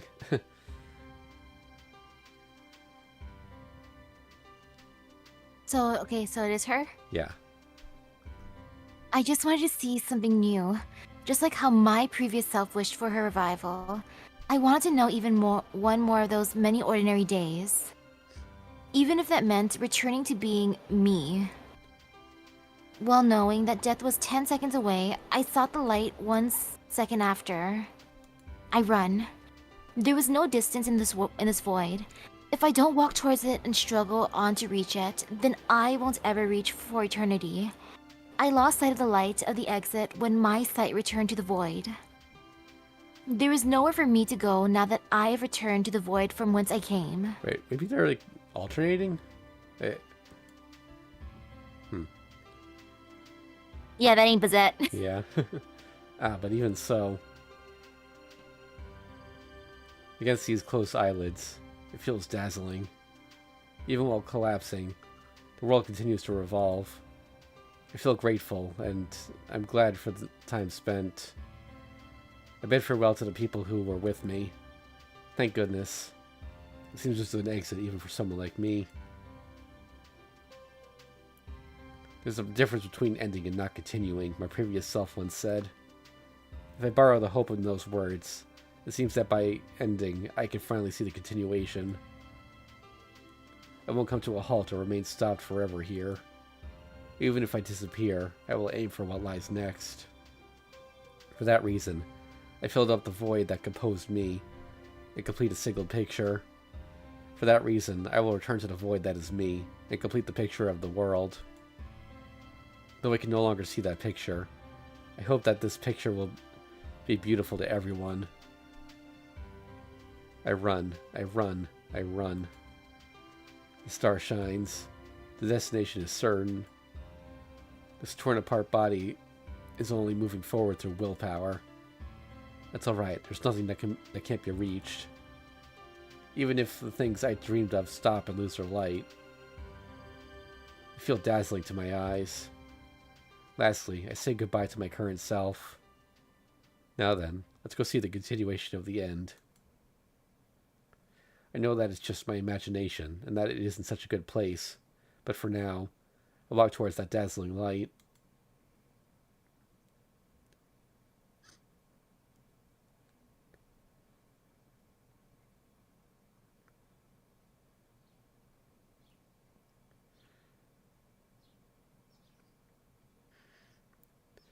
The bright light of the The sun. bright light of the sun strikes my eyelids. As I start to regain consciousness, I can hear trees rustling in the cold wind that brushes against my skin. Blood slowly begins to circulate again, spreading warmth through my entire body. I've just awoken from a long sleep. I lift myself off the sofa. Both my body and my mind, left unused for a long time, I hear a creak every time I move. To be honest, it hurts. Moving my arm, even just thinking, is painful. Yet the sensation is also accompanied by pleasure. This pain that I have forgotten, I've come to accept it a little more than before.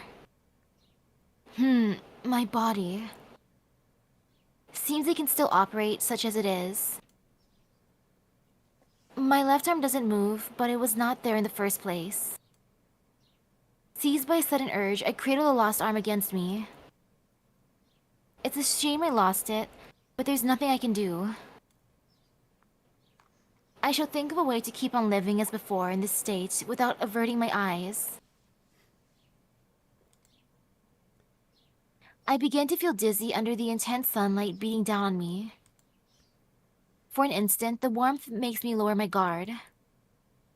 Yo, you awake, Master? A voice comes from behind. A voice I had never heard before, yet I feel deep affection for it. Angra! I turn around and the words trail off. There is no one there. There was nothing there to begin with. Let's continue. The owner of that voice, one that always talked back to me so casually, does not exist. Up from the sofa and towards the corner of the room. There, right in the spot where that someone used to be. Like a farewell gift, something that has been left behind. A simple, nondescript white flower. Countless times he attempted to finish it and failed. A piece missing in the center, a puzzle that can never be perfectly complete. And by filling the void that was himself, he has finally finished it. A fool of a man you are. This is the sort of thing you can get anywhere. All sorts of scenes. The most insignificant, worthless patterns. And yet, that's what he viewed as something irreplaceable. Something that will not be praised. Something that nobody will stop to notice. That's the simplistic beauty that he has left here. A single drop runs down my cheek. The core of my brain starts to burn. I realize that people can cry with joy, something I never learned as a child. Both regret and gratitude squeezes my chest. I feel heat at the corners of my eyes as I think of my regret for a better way that might have existed. And the days I've spent in the company of that servant. Come, let's continue the Holy Grail Warp. Is that this time for sure your wish? It's just my imagination. This is the kind of relationship he wished for right until the very end. And I, knowing that, was able to carry on somehow. Did I do my part well? Not as a tragic separation, but as partners that do not trust each other, going their own separate ways, just as he hoped for.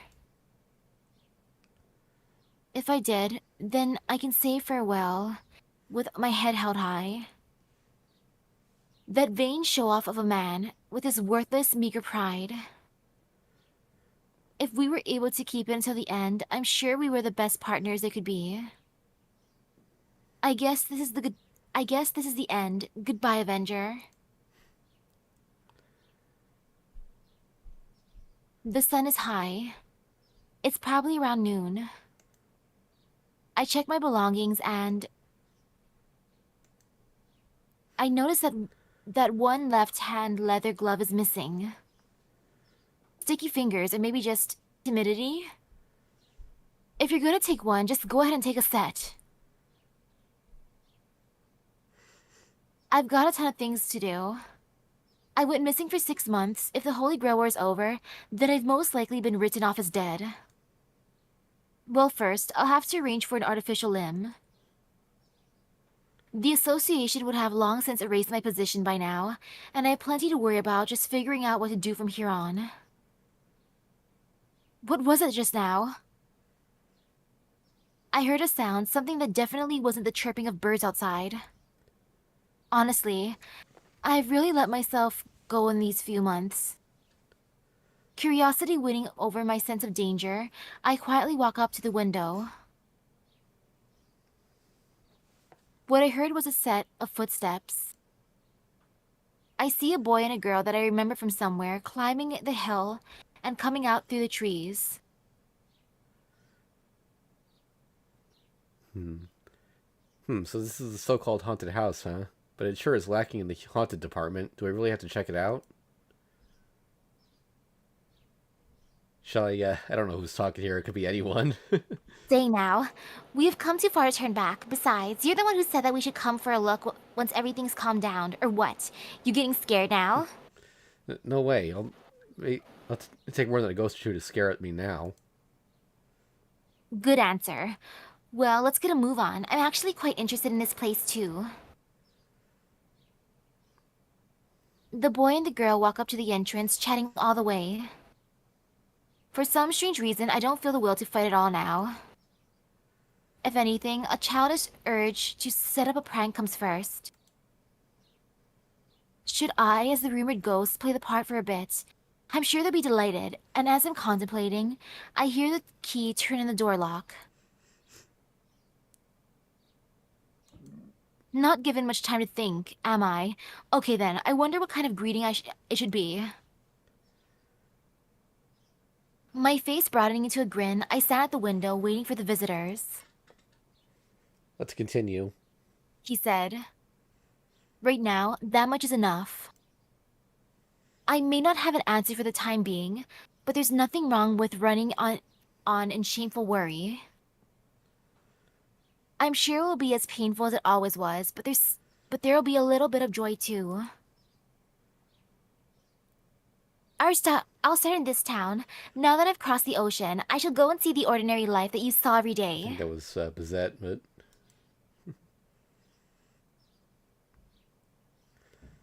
My thoughts drift towards the future. The merry sound of footsteps is getting closer. Saying goodbye to the non-existent 4 days that I only knew, I greet the start of the 5th day in my new life.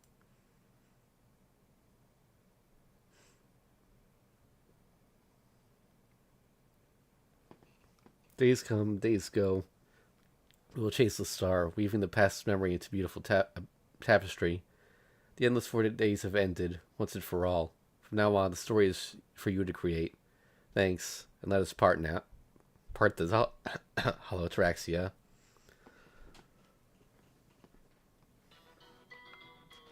Aw, I wanted to see her prank. I was expecting her to somehow mysteriously grab milk and throw it at them, like how in the beginning of the game. Surprise, milk. Well, that was a nice ending.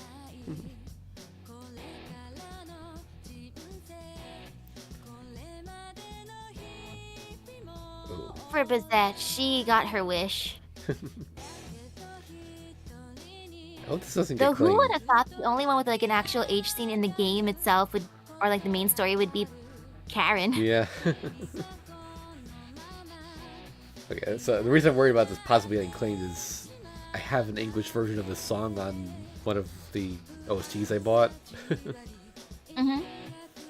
But I think it's a different version of it, so it's probably fine, but...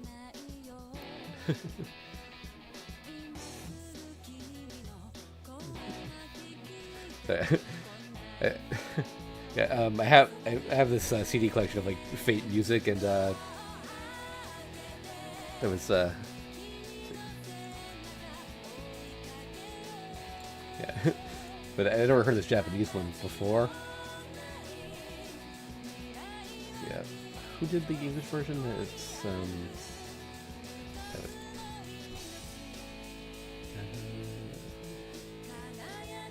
it was Aimer.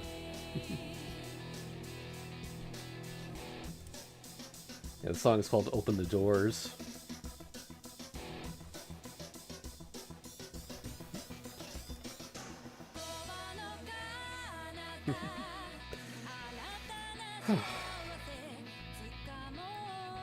Well, that's it. We still have the side stories to do, but as far as main stories go, we've done every old school type blue visual novel. Woohoo!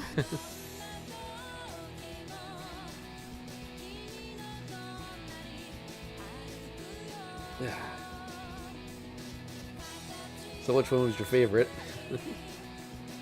For the main story stuff? Yeah. Man, I love those pool scenes. Yep.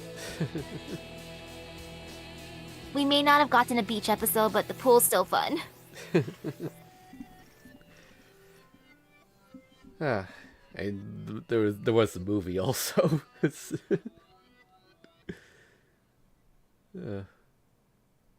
Ooh, the table. Yep.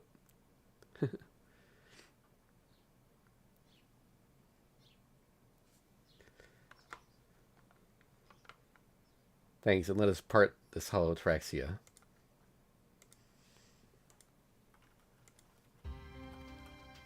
Ooh, new background.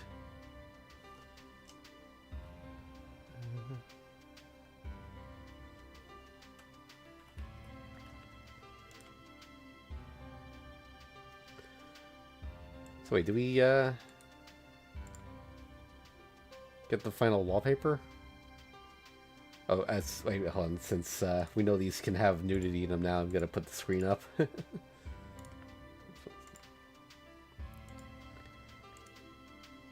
there's someone missing here. Interesting.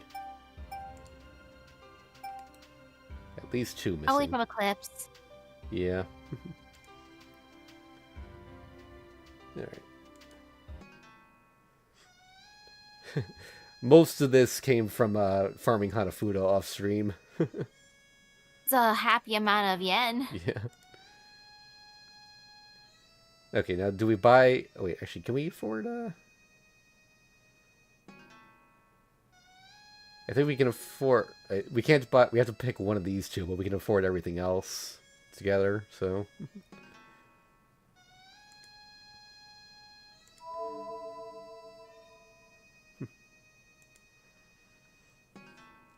These are the new character. Karen Hortensia's vestments, center right, and battle uniform for performing more problematic exorcisms left. By the way, I think this is actually a misromanization. I think it's supposed to be Hortensia. By the way, that's also apparently the flower that was on the puzzle. Oh, cute. Yep, and it's also the flower that's in Angermind U's Bond craft essence in FGO. No wonder he's so into her.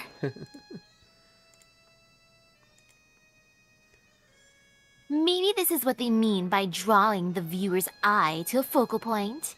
This year's Best No Pants Award is already as good as one. If you say so, but isn't this still better than wearing nothing but a cape? Eh? You mean that curry girl? Who knows?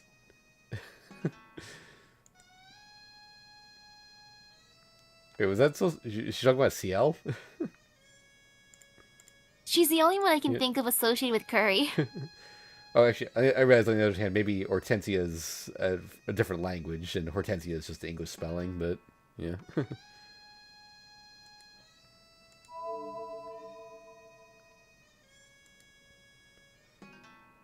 The eighth master, Bazette Fraga McRemitz. She definitely has that gallant look, a beauty in men's clothing. Right. But there are some parts of her that are more captivating than yours. Parts? A master should be judged by her hard work, talent, and cunning, not her body parts.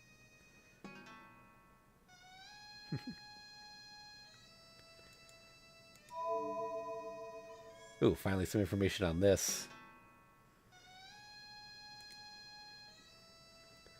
Appearing at the beginning was an Edelfelt-style Rin left and Sakura right. There was a lot of characters and dresses this time. The material was getting exhausted by the end, says the designer. Really, though, that there are such luxurious and glamorous outfits fill my heart. I'm happy for you, but we still don't know the true meaning behind this event, right? Women have as many faces as they have dresses. Well, if that's enough for you, then fine. Okay, I was expecting a bit more, but... Do you think their sleeves are tear off? wait, is this one? Uh, probably not with that shape, but... Well, remember, Luvia didn't come up with tearing off her sleeves until sometime later, presumably because it was a recurring problem.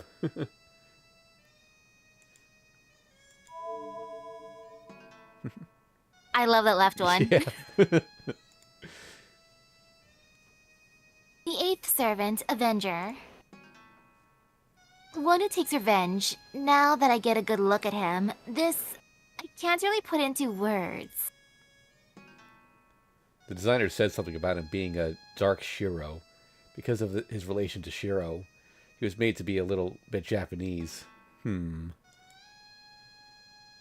left silhouette looks a little simple at first glance, but it took a lot of twists and turns behind the scenes before ending up like this. While attempting to achieve a balance between the concepts of the lack of individuality and the outlandishness, they tried adding alien horns or the spiky spines of a monster. It was really something. So you get it right. We didn't skimp on it. We promise. Definitely. We really promise. I don't believe you now that you said it that many times. Alright, now because the expensive ones tend to be spicy, I'll just put the screen up, just in case. Unfortunately, we can only buy one of them, so should we go for the 30 or the 50? Go all out, 50. Yeah, right. Ooh. Oh, not bad, actually. Yeah, I can show that. And Archer will cover up the butt, so... like her little tiger mug, or lion mug. Pajama look. Yeah. Oh. Saber's Butt Part 1. This first appeared as a telephone card illustration, but the next as a clip art for bath towels. The underwear pose left is from an in-store telephone card sold during the release of the original version of Fate. The pajama pose right was sold at the Summer Comiket of 2004 on a life-size bath towel. My, that's a feast for the eyes. This is... Saber? Do you know what it is? In the East, I heard there was a class that exerts power in proportion to how much they undressed. Surely, that is what is called ninja. Were I ever summoned in the class such as that, I would have to challenge others to fights in such a defenseless state. How unreliable. That's not at all there is. Yeah, that's not all there is. You have to say nin. I ask of you, are you my nin? Yep, I fooled you. Okay. Like how it's just called Saber's butt. I love it. Alright, so we still got a little more time. I guess we could go through a couple of the scenes I unlocked for the Hanafuda. Start off with the friends. Yeah. Okay, let's see. Hanafuda. Extra.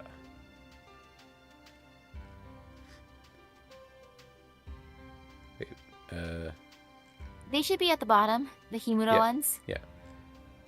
I could have sworn this said Makidera when I came here earlier. But It's because Makidera is clearly your favorite too. yeah.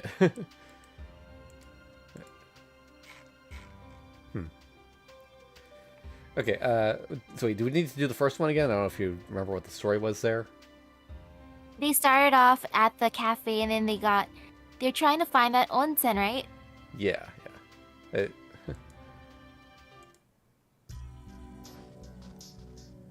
Ha ha ha, sweeping victory. Don't worry about why we were attacked. There are no enemies for now. That's right, rather than fighting for the hot spring, it felt more like they were trying to accomplish a personal grudge. I wonder if it's just my imagination. Giku.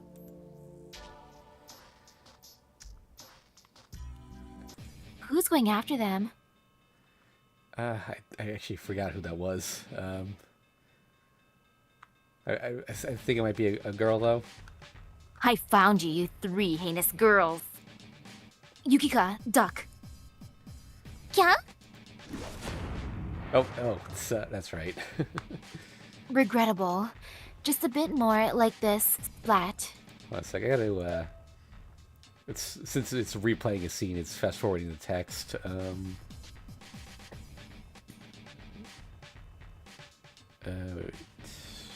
Display for red tech, here we go.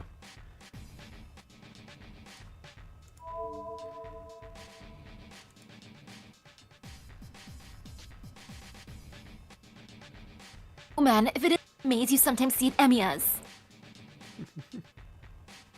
Are you looking for the hot spring as well? Yes, a long-awaited vacation. Stella also looking forward to Japanese hot spring. Ho, if you're also participating, it means that the wish-granting part was not just a rumor. Oh yeah, that's right. They're going there to get their wish granted. How about this? Regardless of others, I do not wish to compete with you. As fellow minor role companions, let us join hands for now. How dare you talk so shamelessly? I do not have any spare hands to hold with you. Bully eradicate. But it made Stella cry. Impressive. Can I have the negative of that picture later? Be quiet, Laceret. We're done talking. This time, winning the game will destroy the evidence. Prepare yourself, Sayagusa Yukika. Eh?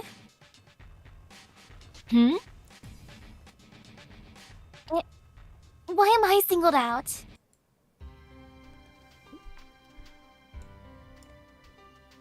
By the way, there's no after battle scenes. It's just there's the mid boss, then the final boss, and the ending.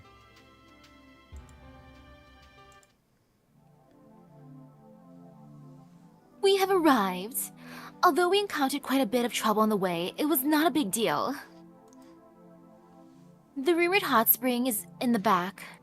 Let's hurry and get in, so as not to waste our well-fought rest, my dear.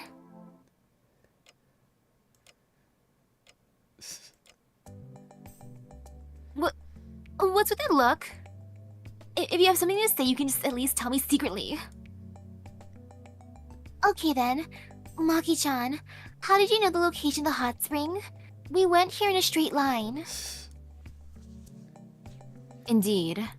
The journey took a while since there were a lot of obstacles, but we traveled the shortest distance possible. Makinoji, you've been here before, haven't you? Good. That's because I'm a local resident of Fuyuki, so it's not very rare to come and visit the Ryudo Shrine. Oh. Oh, okay. I, Foo-foo. You're as clumsy as ever, Makidera-san. If you'd like, how about I tell you the rest? I told Misaki off stream like about how I was doing this, and I said you're not going to be able to guess who their final boss is. Yeah, that is unexpected. What? Another Yukika? Phew. Slightly different Himuro Kane. Even if you would blindfold me, I'd be able to tell apart the ill-natured Yukika from your Yukika. I, too, only falsely resemble you. Ah, there's also Kane-chan. Then that means... Yes, sorry, Yukika-chan, Kane-chan. It was due to my selfish and thoughtless idea that it turned out like this. Yukika manager slapping! Slapping with her feet? Yeah! Really? Maki is so annoying. Ever since she opened her mouth yesterday, she's been whining non-stop. You hear? Next time you try to act like a good girl, I'll make you order something at Nakao. Yes, it will be a good lesson for Maki. I predict that she will give the clerk a 10,000 yen bill, but it will be mistook for a 1,000 yen bill. No matter how many times she tries to explain it, they won't listen, so she will run back home crying. Hoo hoo. Ho ho ho ho.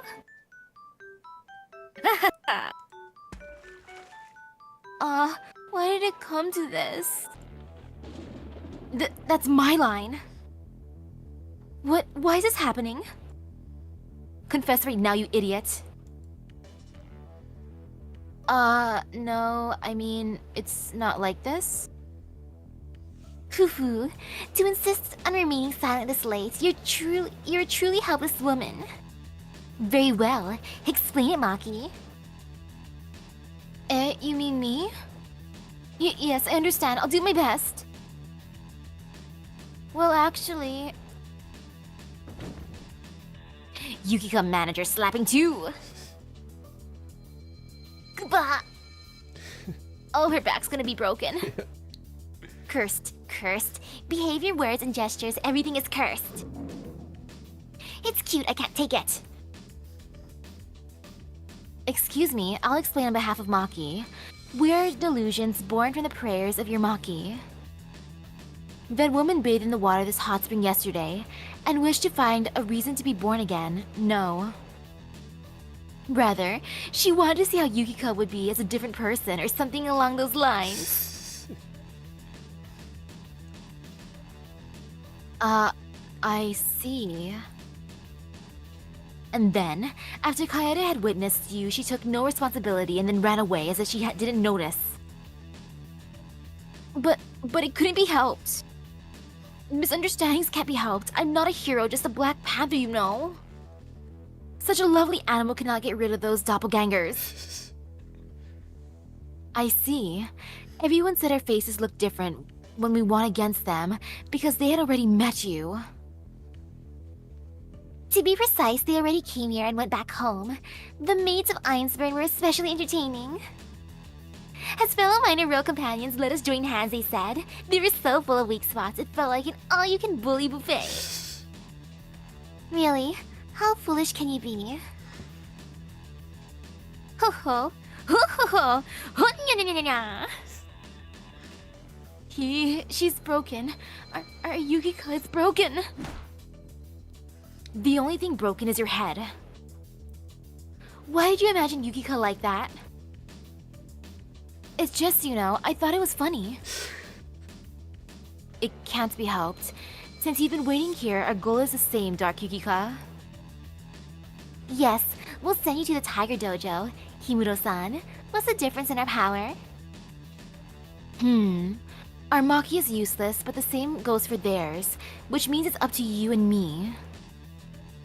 According to my calculations, 10 out of 10 times, victory will be ours. That's because the genius scientist Himuro Kane is present. Kane kane, kane kane kane kane kane. I'd like to point out also, folks, when I did this, I actually won in two games. I forget how the first round went. I think I might have gotten 3 lights quickly or something like that. Then second round, apparently if you get 3 sets of matching cards in your hand, you just automatically win the round. It's like Exodia or something, but that's how I won. That's how I ended up beating them. Find this character. What? Connie hasn't changed at all. Eyes, ears, nose. Yeah? What is it? What's wrong with you? She's an amazing character, that Kane. Let us end this. Let's at least end those sentence endings. But it fits her character. It kind of sounds like you're having fun. And the ending?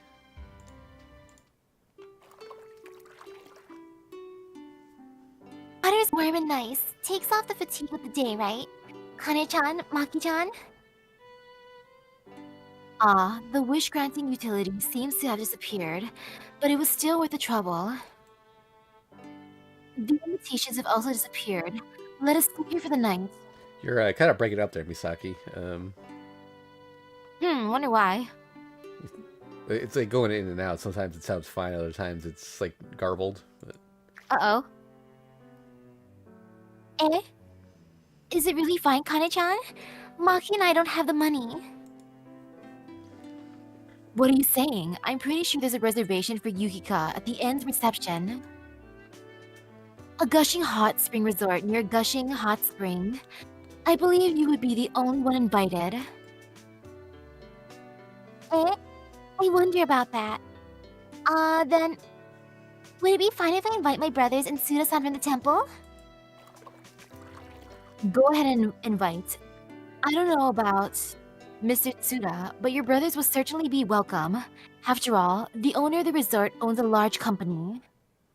Huh? Yahoo! Move aside, I need space.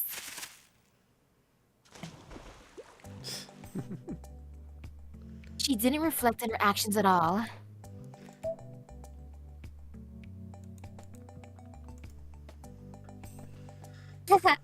Maki-chan is sure is energetic.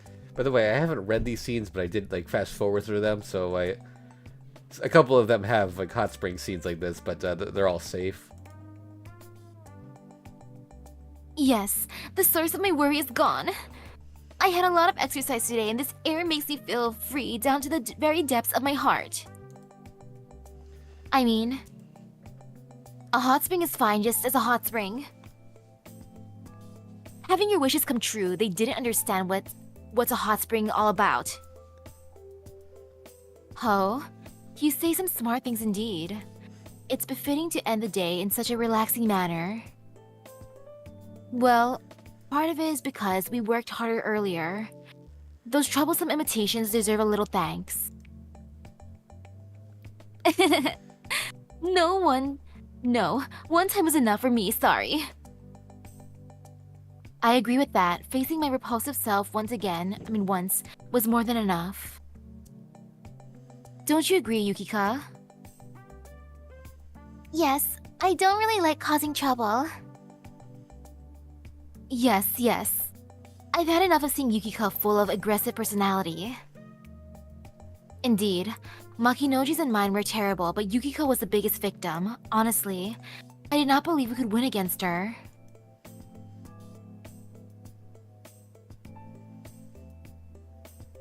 That's right. Exactly. Case closed. But I'm really glad that mine's got to be a brave one. You're like, what? She was into that? Alright, any preference among the ones I have unlocked here? I am curious about Kuzuki. Alright.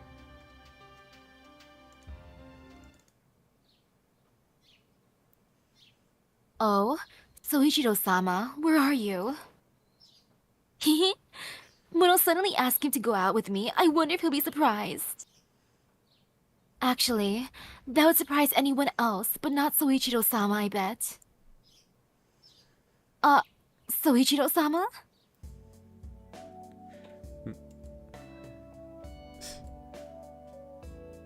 Eh? What on earth? Soichiro-sama and that good-for-nothing are glaring at each other? Checkmate. Seems you have bested me yet again. I cannot seem to defeat you. Just what are you doing, assassin? Castor, you know each other? Know each other? Forget about that. Just what is going on here? Oh yeah, I guess they never actually have met as far as we know, but...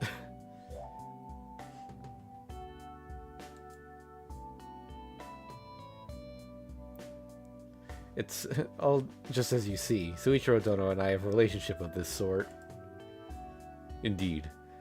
To use one of your modern words, I would be his chum. I see. I'll just have to strangle you later then. By the way, Soichiro-sama, shall we go on an outing today? Fine. Where? Yes, well, the head monk told me of an excellent hot spring recently. Hot spring, you say? Those have quite an elegance about them, Soichiro Dono.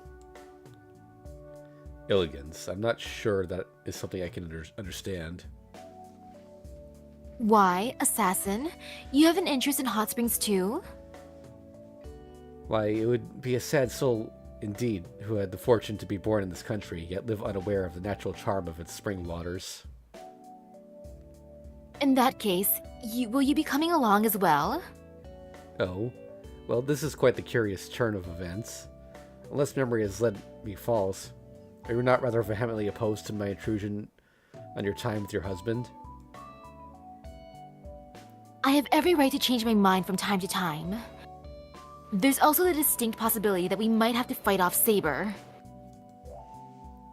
Did you say something? No, nothing. However, I shouldn't need to remind you of the fact that I am bound here, unable to move away from the temple gate. Oh, is that all? Presto! Eh? There, you're now bound to Soichiro-sama's glasses instead. Of course, of all things. Until we return safely home, you shall guard him against all harm. Guard him? Quite a violent word to associate with a relaxing trip. I was wondering during the final battle, like, how close were they to the temple? Like, was he still bound there? Must be. Then shall we be on our way, Soichiro-sama?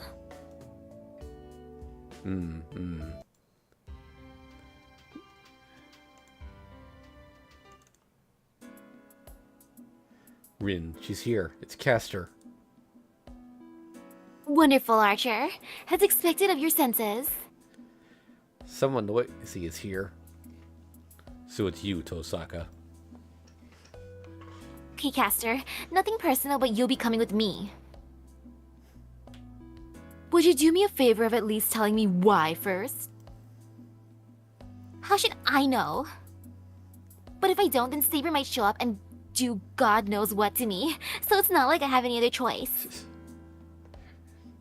Just what was it that you did to her, Castor?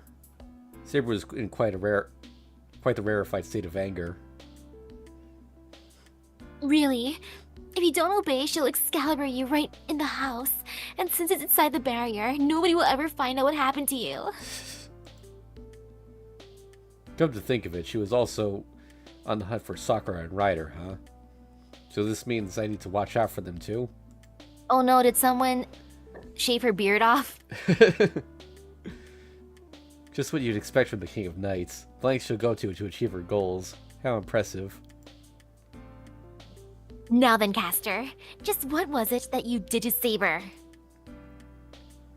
If you want to know so badly, why don't you ask her yourself? You think I haven't tried that already? All she did was glare at me with crazed eyes. I couldn't even ask Shiro. He was cowering on the floor next to her with his teeth chattering. Too much to speak. from exhaustion or simply as a result of his poor judgment. Ugh. Isn't that just what you'd expect from Saber? To what lengths she'll go to avenge herself? I knew it. It's your fault. Ooh, I don't care about that. Get them, assassin! Dear me.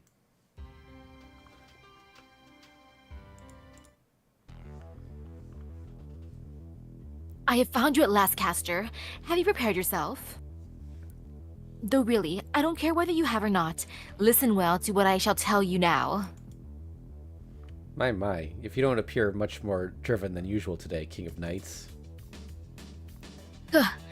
If only we hadn't wasted so much time on Archer and the other one back there. Emiya, can you tell us what happened now? Yeah, about that. The other day I got captured by Caster, so Saber. After which this vixen pushed down the King of Knights and violated her, perchance? For a married woman, you certainly do let your hands stray quite often. That's not what happened. It's just that I had these cute clothes I bought and... well... She took me hostage so Saber couldn't fight back, then took her away and played dress-up. Knowing that she held Shido captive, I could not lay a hand on her, but...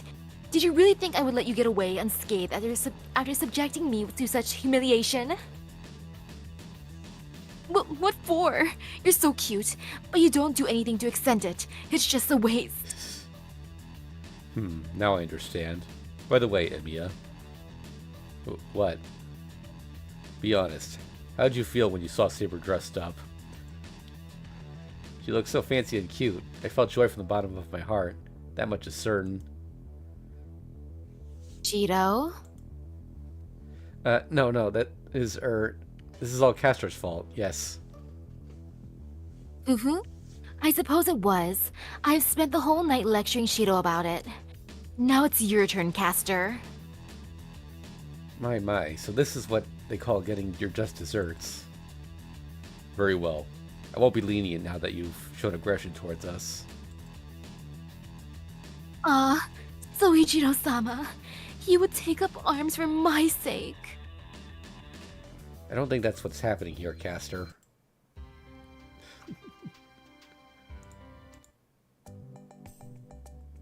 It just barely Yes, safe. Yep.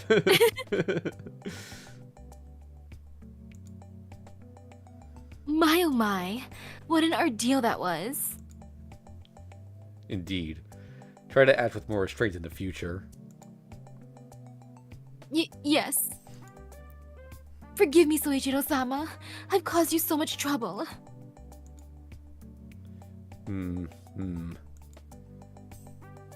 By the way, this is my first time in a mixed bath, so I wouldn't know, but isn't there something a bit odd about this? Just in case, I'm not gonna dwell on this image for too long. Just gonna put the center screen on the top half so we can still see the text. Yes, about that, Caster. My glasses have fogged up, and I'm unable to see. Except he's not wearing glasses in the image. Yeah.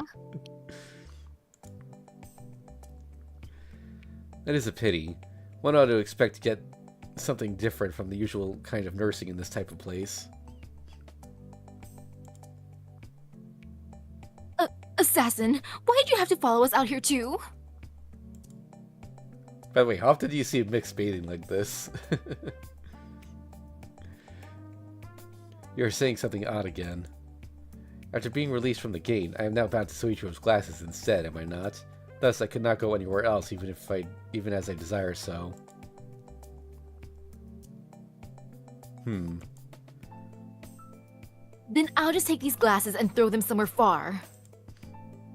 Oops. Would it really be a good idea to move? The cloth you're covering yourself is all too revealing. Well, did you say you sorry excuse for a samurai? Besides, while I have no objections to disappearing for a while, I never had much of an interest in peeping. I offer the act of showing myself as gesture of good faith towards that. Humph. Isn't there a big difference between what you're saying and doing? What are you talking about? I did say that I didn't actually want to be here.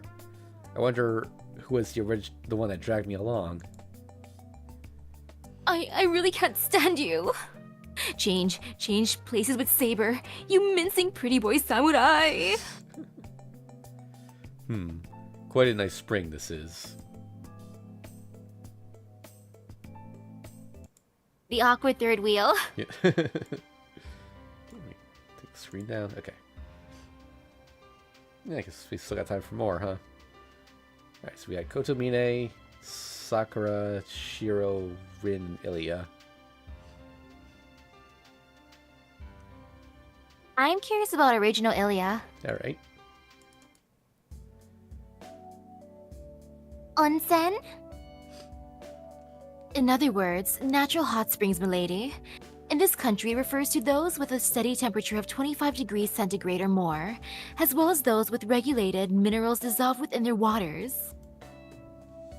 So what's this all about? Sella, sensitive to cold. Hot springs fix it, maybe.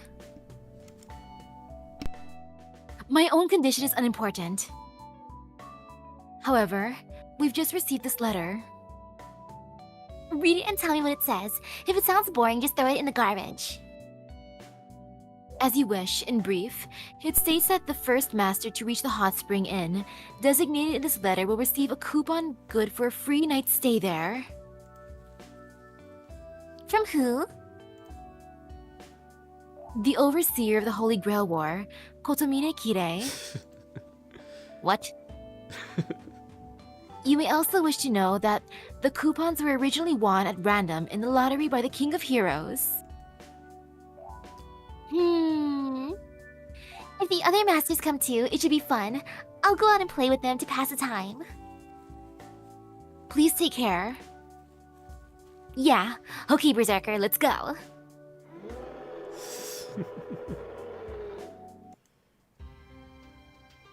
By the way, for Ilya, when you play as her, God Hand automatically activates at the start, giving you the extra 12 points. But there's no manual Noble Phantasm for her. You have to rely just on having double health. So it's not as easy as it sounds.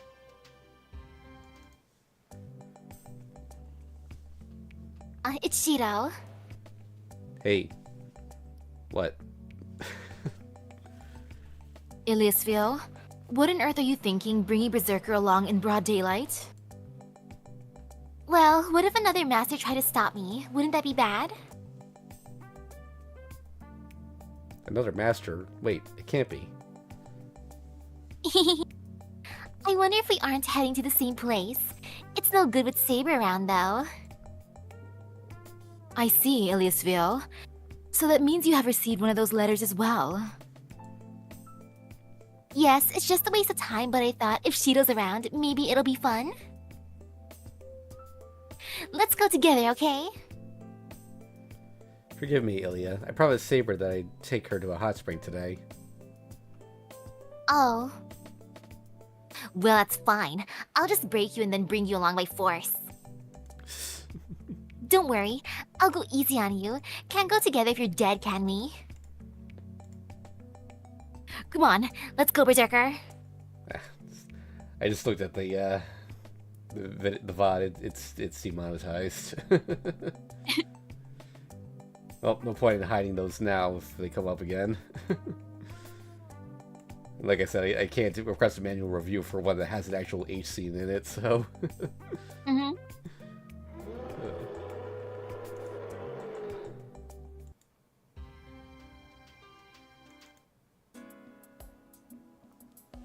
Wow, totally unexpected. Not. Seeing the whole lot of you after beating Saber. Hey lad, what the hell are you here? Just the way things turned out, I guess. So Lancer's the last opponent. Quite a letdown compared to Saber. Now you set up, rat. I'll make sure you regret those words. Getting mad, Berserker.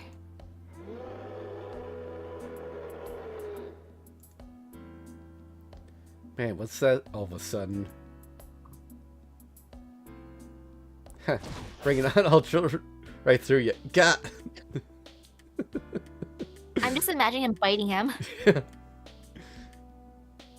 Oh well, just as I thought, Lancer only goes this far. Alright, now that the obstacles are dealt with, shall we go, Oni-chan? Oh, and Berserker, it's okay now. Well, Lancer went and died just from that. I guess. He couldn't even do his job as a scout. Guess that's all the small fry is good for. Ah. Like a human doll. How can you be delighted by defeating just a minor minion? The likes of Lancer are the lowest of the low among us. Not even the basic human rights need apply for them. Poor Lancers. Let's say they do. That much at least. Cheeto, I don't like him. Just like cats and cockroaches, do something. But even if you tell me to. You won before, once before, didn't you? That's because I had Tosaka's help. What are you saying? What, are you saying you can't win unless you do the dirty stuff with Rain? Don't say that out loud.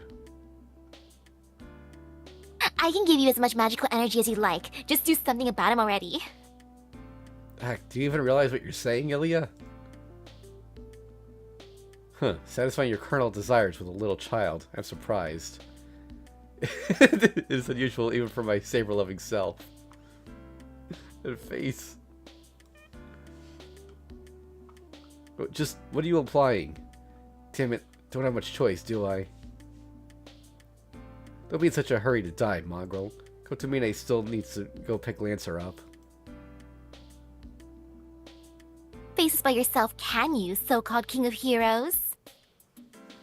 What are you saying? Surely your peasants won't be holding my cards for me. That's all you need Lancer for? What, could there be anything else? Lancer's having a pretty hard time too, isn't he? Sorry for the wait, Gilgamesh. Damn, this ain't happening again. Lancer, that's exactly what a loser would say. Very well, let us showcase the sheer difference in our ranks. With this very self.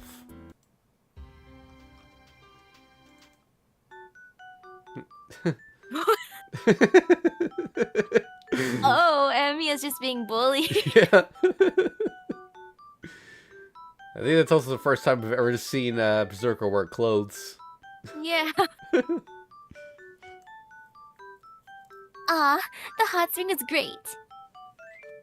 What's wrong, Shiro? What's with the tired look? Now look here, anyone's gonna get tired bathing together with Berserker. Oof. I guess that means a pillow fight and another one. Ugh. I bet it was Fujine who taught you that. After I told her not to throw them too. Giving up already? Pathetic. Hey now, Ilya, you haven't gotten used to the yukata yet. If you jump around like that, it will...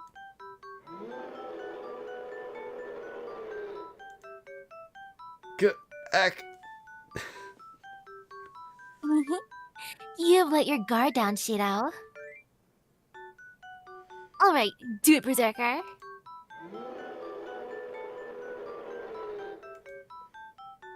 Ilya, wait, I'll Isn't it fun, Shiro? I did not expect that ending. Alright, I think we can do one more. So we got Rin, Shiro, or Sakura. Or You know, Kotomine also. Yeah. they mentioned Shiro was helped by Rin, so I guess Rin's route? Alright.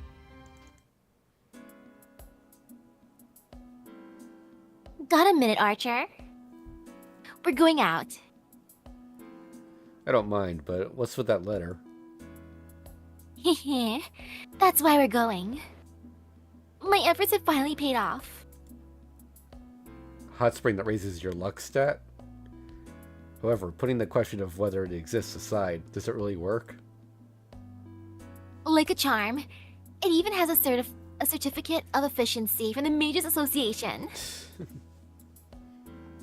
Indeed, that is an association document. Still, there's no need to go rushing off to it right now. Well, I need a vacation. It'll increase my luck by a few points. And then relax there until I'm back in top form. Well, if that's what you want, I see no reason to stop you. I don't quite like the way you said that. Pay no mind. In that case, shouldn't we be on our way? If we don't hurry, someone else may beat us there. You know how quickly word gets around in this town. You're right about that. Then let's get going, Archer. I'm leaving the defense to you. I want to go to the hot spring now. I want that luck stat. Tosaka, what a surprise meeting you here. Wow, no kidding. By the way, Emiya-kun, what's that you're hiding behind your back there? What, me? I'm not hiding anything. God.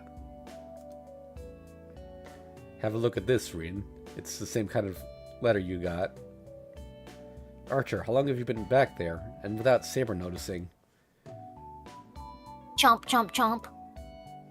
This food you call doner kebab certainly is wonderful, Archer. Works every time.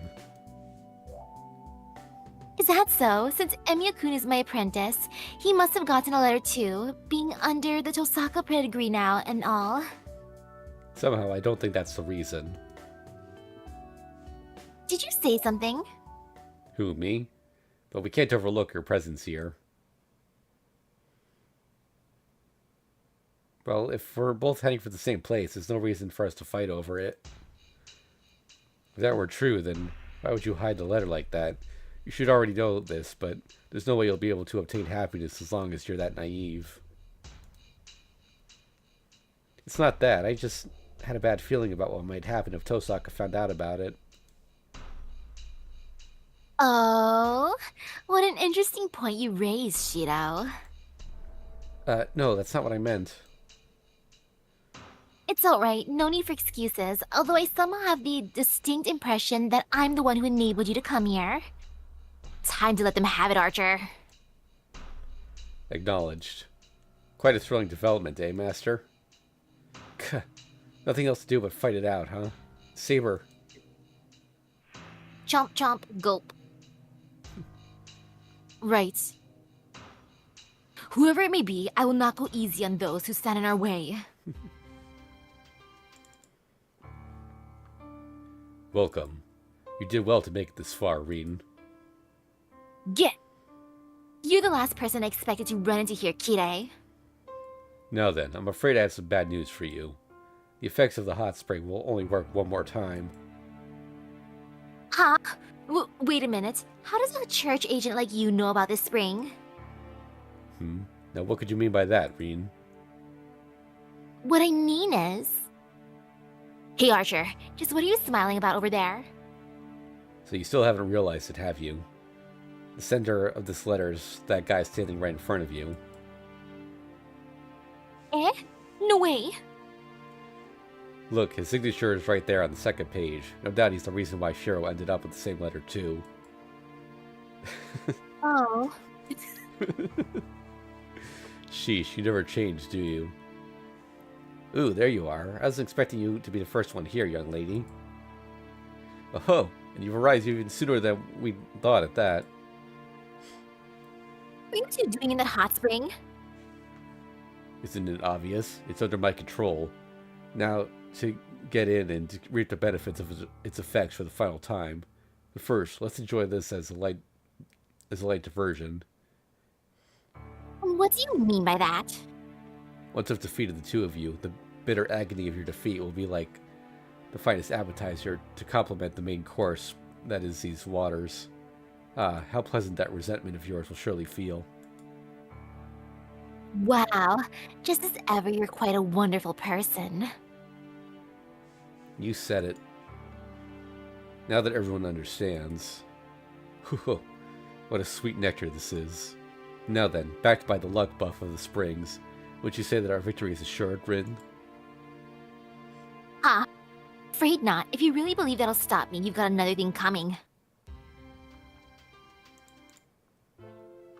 Who? The luck buff, though. Yep. I wonder, since they both went to the hot springs together, who's the one who's gonna get the buff? Oh, yeah? Well, that was quite the farce, wasn't it? No kidding. Kotomina is still the same, but it was kind of satisfying to see how much Lancer resented being there. That guy. As long as he can be witness to suffering, he doesn't care who it is. He really is a pain, honestly. But before that, Rin, what makes you decide to get in the bath with me after all this time?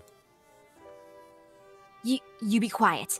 I'd like to have good fortune, and I can't just overlook your embarrassingly low luck, can I? This place only had one use left in it, so what other choice did I have? Hold on, looking up Archer's luck stat. Let's see, Archer.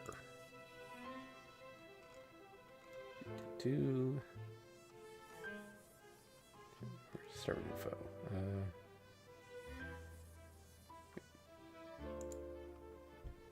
Oh, E rank. Not bad. That's the worst they can be. Okay, wait, what about in FGO? Is it higher? Nope, still E. Versus Ishtar, who I'm looking at right now, who's A. So I guess the bath worked?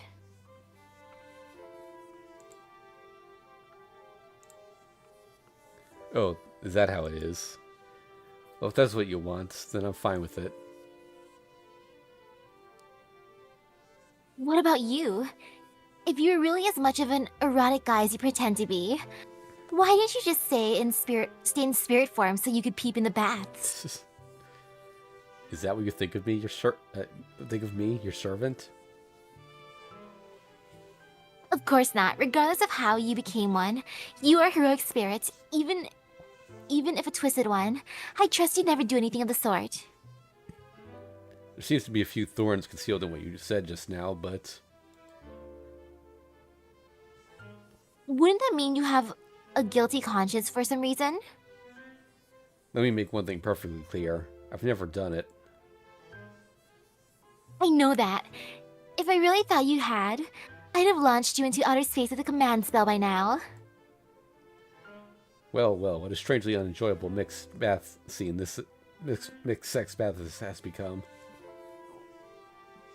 But I realize I was mistaken to expect any womanly sensuality from you in the first place. What's this? Are you trying to provoke me? Oh look, Rin, the cherry blossoms are falling. You're right, how beautiful. Well, I suppose a little recreation isn't a bad thing now and then. Soaking in the water like this is certainly enjoyable.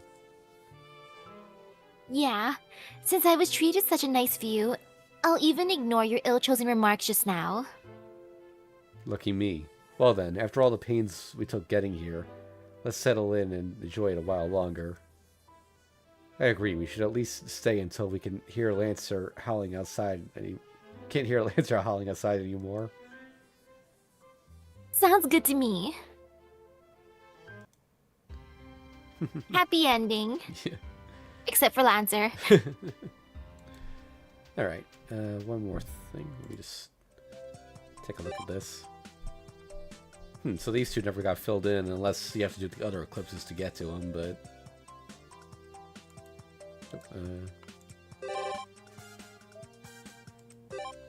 yeah, so... depending on how long these are and whether or not there's two more, I predict we'll either finish this game tomorrow or next week. So... although we still have to do Castle Servants, so gotta make sure... Only next week. Yeah. Of course, if they're like full stream stories like the last one was, then could end up being 2 weeks. Yeah, alright, so that's it for today. Thank you for watching, everyone. We'll be back on tomorrow at 1 p.m. Eastern Daylight Time. And see you then.